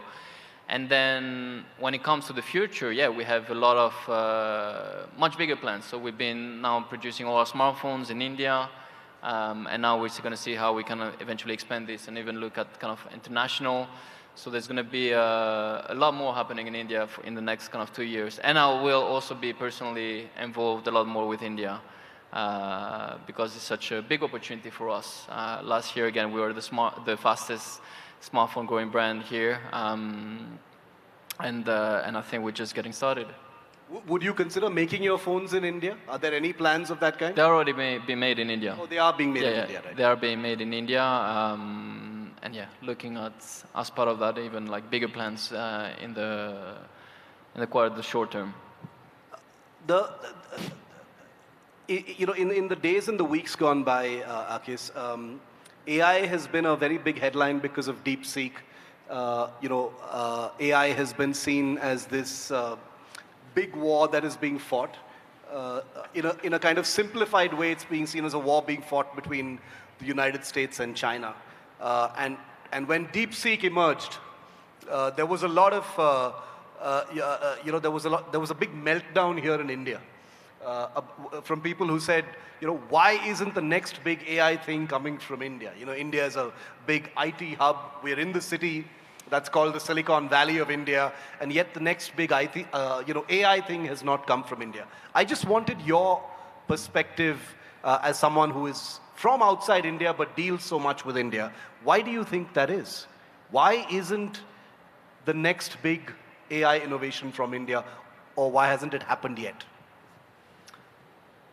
That's a good question, but I wouldn't get too much stress about it. I think what happened with, last week, that whole fuzz is LLMs are getting commoditized, if anything. I think what will matter in the future is the actual application and, going back to the user case we're talking about.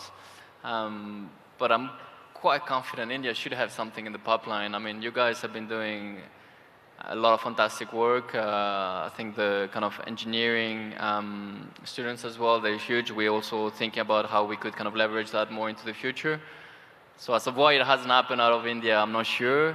Is it a big concern for the future? I'm not sure either, because I think the only thing it proves is like LLMs are getting commoditized, and I think the next big thing when it comes to AI is more about the actual applications, and yeah, not only about LLMs. Okay, so any questions from the audience? Obviously there will be. Can we get some mics to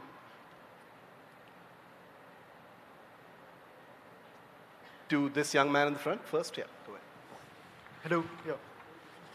So firstly, I'm a big fan of Rathing, and I really like the branding that you're positioning. Thank you. In the starting days, what I remember Good is start.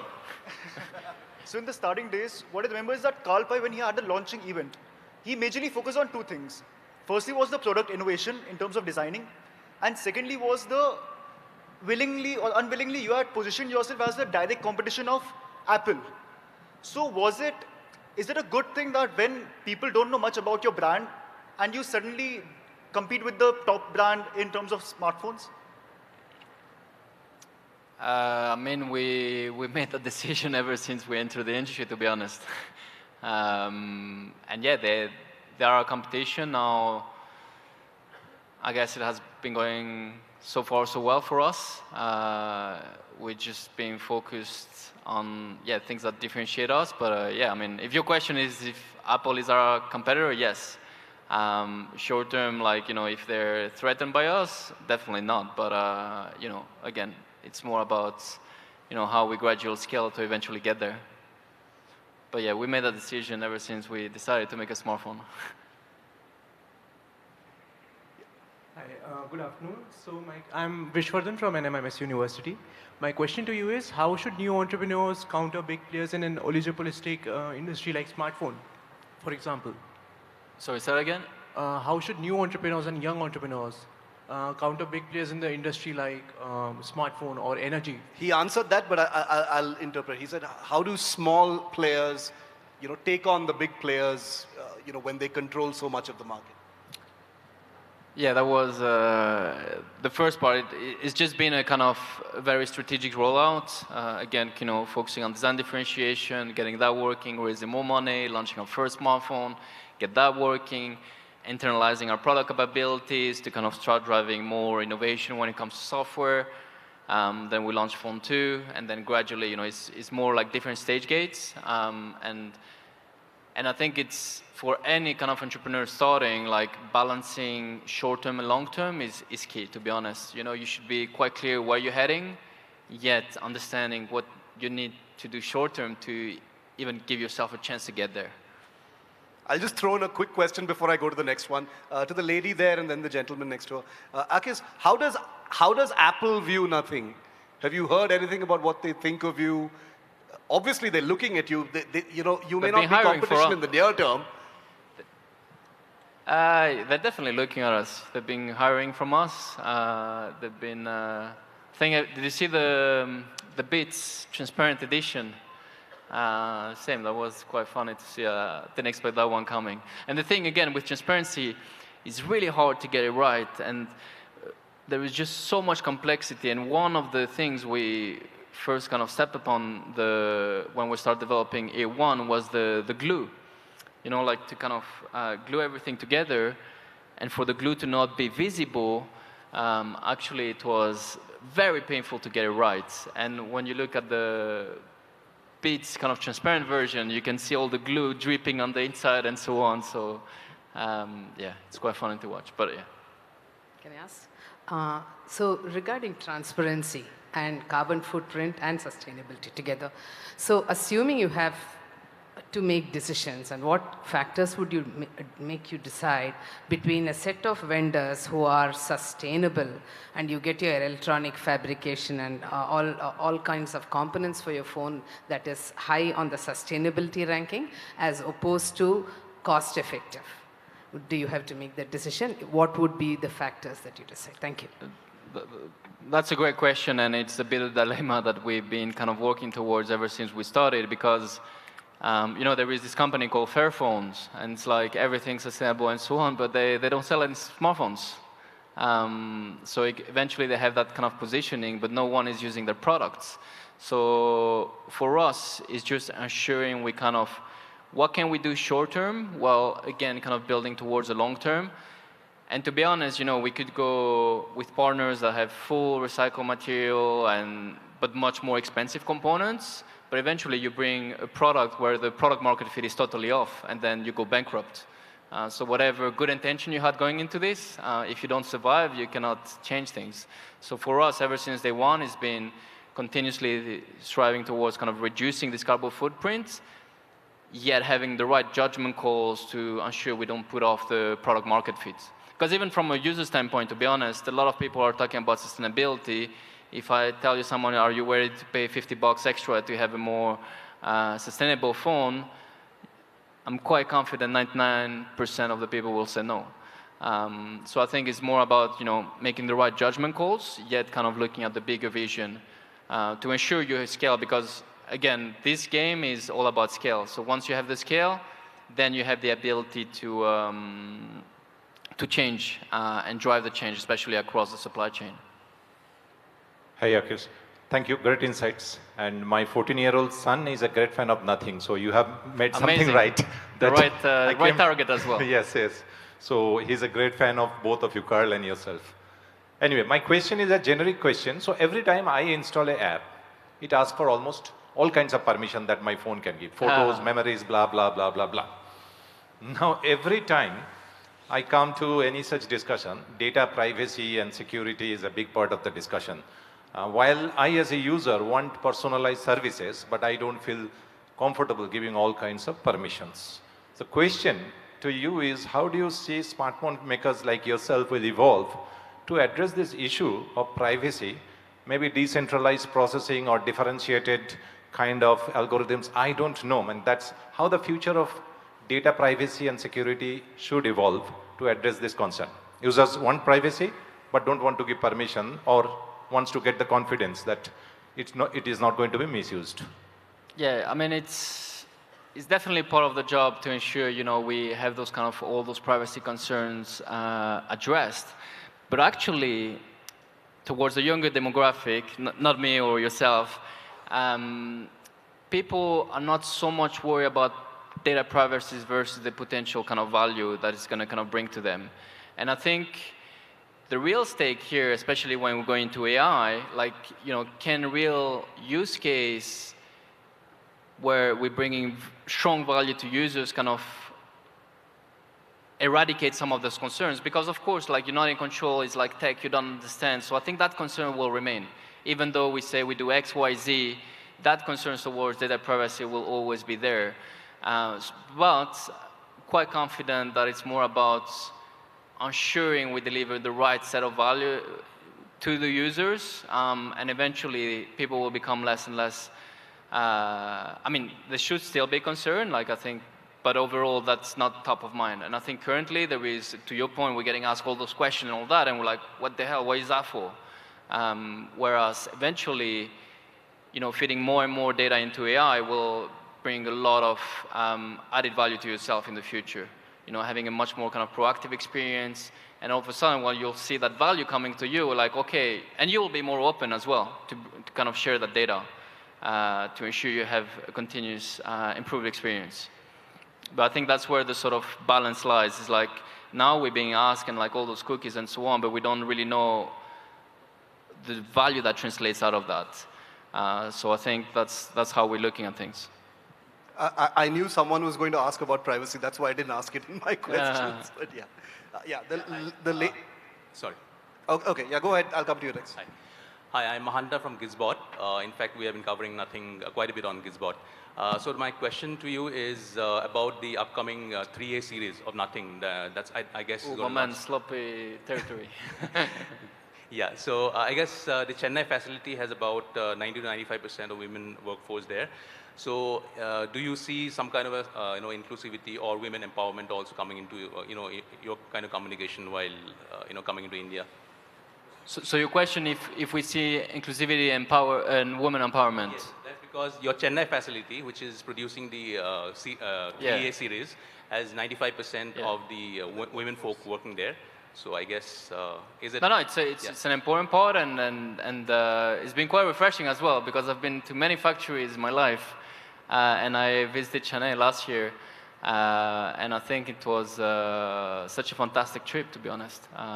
So no, it's something important. It's great to see more women involved in the tech space at every level, and starting with the Chennai factory as well. I think this space needs more women, so we should definitely try to empower that and enforce it. You know, Tamil Nadu and Karnataka have a huge investment war right now as far as who can get the maximum investment from smartphone companies. You've got a factory in Chennai. Are you planning to do anything here in Karnataka? We'll see. We'll see. But a lot of discussions. The lady in orange. Yes. Thank you so much. Hello, kids. So my question is, I see a lot of young crowd here. So my question is, how do Nothing approaches hiring right now? So do you look at traditional B-school education, or do you look at the unconventional part? So what would be your take or your advice to the young students who are into business management education right now? How do you think they can skill themselves, to face challenges which are unconventional and mostly not taught in theory? What does this generation need to do to get a job at Nothing? That's the easiest way of putting it. I mean, to be honest, I mean, my career has been, I'm not the sort of college dropout that did some crazy stuff outside of my garage and eventually built a unicorn. I did a placement year at Universal Pictures, and I started working at Sony. That was my first job.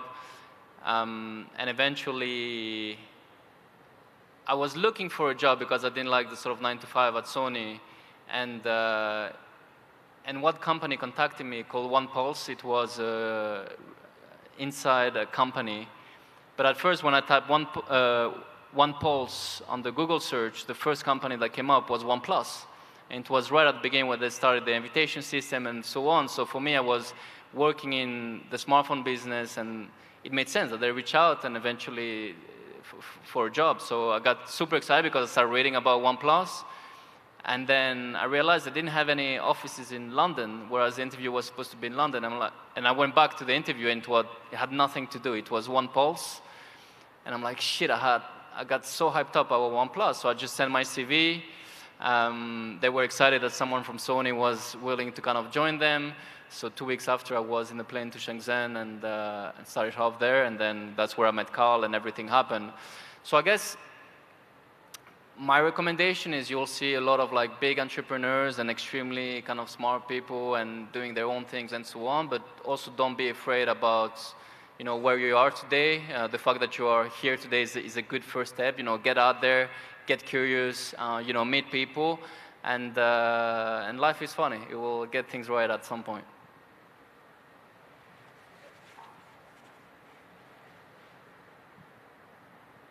Excuse me. Can I? Yeah.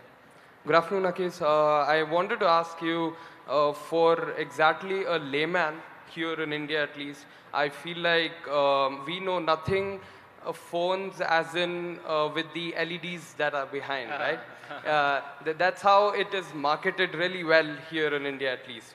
So what I wanted to ask is, as that turns into a normalized state, that we all know that Nothing has those lights, post that, while you are doing your 3A or 4A upcoming smartphones, what would be your marketing strategy there? There are a lot of elements in your question. One is the product strategy, and then eventually how you eventually market that. To your point, when you talk about the Glyph interface, was a amazing thing coming from product strategy in terms of like driving that level of interest, especially in the space where all the phones look the same, and also from a shareability element, in terms of social value. Every kind of from one users were like, oh shit, look at this. So it really helped. But from a product standpoint, when it comes to Nothing, gradually, it's not just about this kind of phone with lights. Actually, it's a much kind of bigger vision in terms of where things are heading, and gradually what happened year after year, like we've been really able to have a product offering quite unique, both on how the product looks, but also on the software side of things. And that's what we're seeing now, even people using our software and so on. That's the sort of favorite feature. So that's how we've been thinking about product development, how we continuously bring the sort of hardware design and user interface innovation, and gradually, you know, as we have stronger product capabilities, do more and innovate more from that front, especially with AI coming up, we have huge opportunities. And then from a marketing standpoint, I think for us, again, it's just kind of ensuring that we keep on driving those asymmetrical, I'm not sure if you were a bit earlier when I talk about the asymmetrical advantages in terms of really understanding, especially Gen Zs, what kind of resonates across them. So, you know, authenticity, transparency, relatable brand, and this is why, you know, you can see all our content, YouTube, and so on. We've been doing a lot of that. And then eventually, you know, if the product is good, people kind of trust and relate to the company, then it can easily become a home run. We have time for just a few more questions, 2 or 3 maybe. Keep them short, please. Yeah, thanks a lot for giving me this chance. First of all, I'd really like to congratulate on Nothing's positioning in the market. It's taken everything by storm. And my question is, because you are the source of marketing at Nothing, so my question is a little bit regarding that. What were since Nothing is so minimalistic yet innovative, I wanted to understand how did you identify the psychological triggers as well as behavioral patterns in the community that you guys built around? And like, what drove you towards it, and how did you identify that you could create a brand around it? I wish it was such a scientific approach, but actually, not really. I think what was quite important when we started the company, and I had an earlier session I was talking about this, was brand. You know, brand, a lot of people, it comes as an afterthought, or thinking that brand is just about being recognized, but actually brand is at the core of your company. And as part of brand, there are 2 different parts. One is like, what's the sort of story, what you're trying to solve as a brand. And for us, it has always been clear, you know, we're here to make tech fun again. You know, we wanted to kind of satisfy those inner childs within us, you know, that grew up and got excited about all those tech launch, and that had gone. So this was a line from the get-go. And then by really talking about this, we all of a sudden saw that a lot of people were feeling the exact same way. And then after, it's just building an identity and ensuring all your user touch points are super coherent. And that's where the whole transparency also kind of came from. You know, we wanted to kind of bring people and technology closer together, kind of build that emotional bond with your tech product, not for you to look at it as a commodity. So for us, going the sort of transparent route was also kind of building back that relationship with your tech product. And then after, it's just our color palette, you know, the blue, the red, those came from the inspiration from the IBM mainframe era, you know, where people were super excited about tech. So I think it's just having that kind of very strong alignment from the get-go among the team. I remember, I mean, crazy story. We had part of the co-founding team, we brought in Teenage Engineering. It's a Swedish firm, probably the best. They do also some tech products across audio, but they're by far the best designers in the world. And Jesper Kuktov, their CEO, he's just such a talented guy and a visionary. And basically, when we start bouncing off transparency, what he did, he kind of went off for like a month. So we thought, oh, okay, maybe he got cold feet, maybe he doesn't want to do this anymore. And then around Christmas, all the co-founding team will receive the book this thick. And it had all the visual identity, the typography, the inspiration, and even the design of Font 2A that we released 4 years after was in that book. So I think looking back, you know, having that super strong alignment in terms of what we're trying to solve and ensuring that sort of consistency across all the touch points, whether it's product, marketing, you know, even our marketing, we're super transparent, you know, we're super chill, we don't have, you know, we're not PR trained, we're quite open in terms of how we talk about things. So everything flows super naturally, to be honest. And people, I guess, they like that. So just an addition to this, so as Nothing is planning to scale. I need to give somebody else a chance, please, please. We're out of time, so this is absolutely the last question. Yeah, here. Short. Very, very short.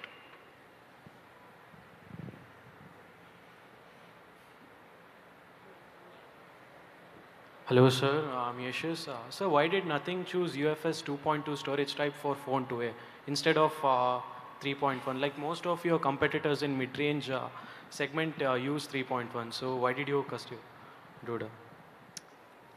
I think history told us it was eventually the right decision. I mean, you know, when it comes to product development, there is just so many considerations to be made, including the product definition and how you kind of positioning, how you spec it, and so on. But for us, we look, again, first and foremost, from a user experience standpoint, we consider ourselves as users, so we always want to be shipping products we're proud of. And yeah, there are some spec warriors that kind of, you know, say, oh, you should have done this, there, then that. But at the end of the day, Phone 2A was our best-selling phone. The NPS score is the best as well. So overall user experience was there. Like, put aside the sort of spec-to-spec aspect of it, the overall user experience delivered on what we promised. And I think that's where there is has to be hopefully a mind shift. You know, I think it's not anymore about the specs war, but the actual user experience. That's how, and all those decisions are being made taking shit ton of parameters. So yeah, history proved it was eventually the right call. But we can always, of course, you know, have the latest, the greatest, and so on. But that comes also at certain costs, certain implications, which I guess market won't necessarily understand all the time, but at the end of the day, again, it comes down to the actual output and overall user experience. And yeah. Akis Bhai, thank you very much. Wish you all the very best. Big round of applause for Akis. Also, a bigger round of applause, ladies and gentlemen, for Shivarur as well. Bhai, aap yahan rukho. And Akis Bhai, please stay here. We'd like to acknowledge your presence. Ladies and gentlemen, once more, a huge round of applause.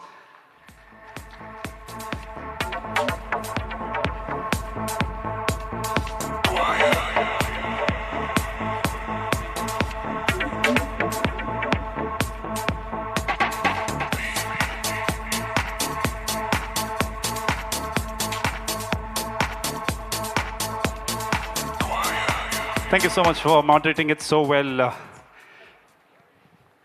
Once more, ladies and gentlemen, wasn't the session good? Yeah, show that with your round of applause. Thank you so much, gentlemen. Well, coming together is the beginning, being together is progress, working together is success. That is what Invest Karnataka is all about, trying to bring you and the speakers and the moderators together to present to you something very interesting.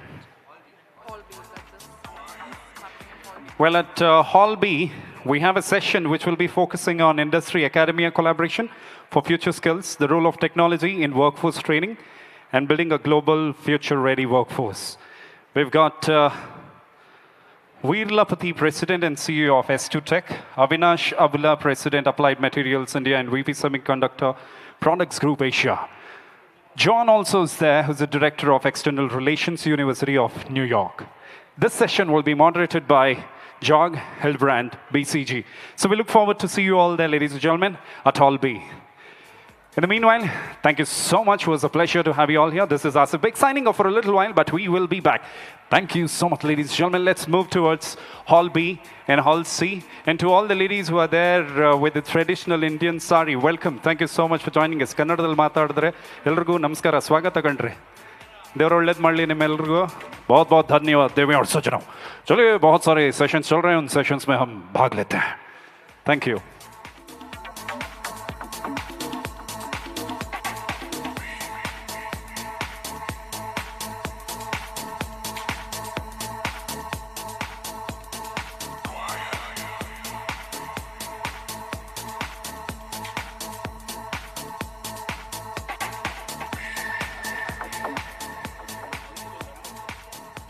So you might not want to miss out a session which is happening in this hall.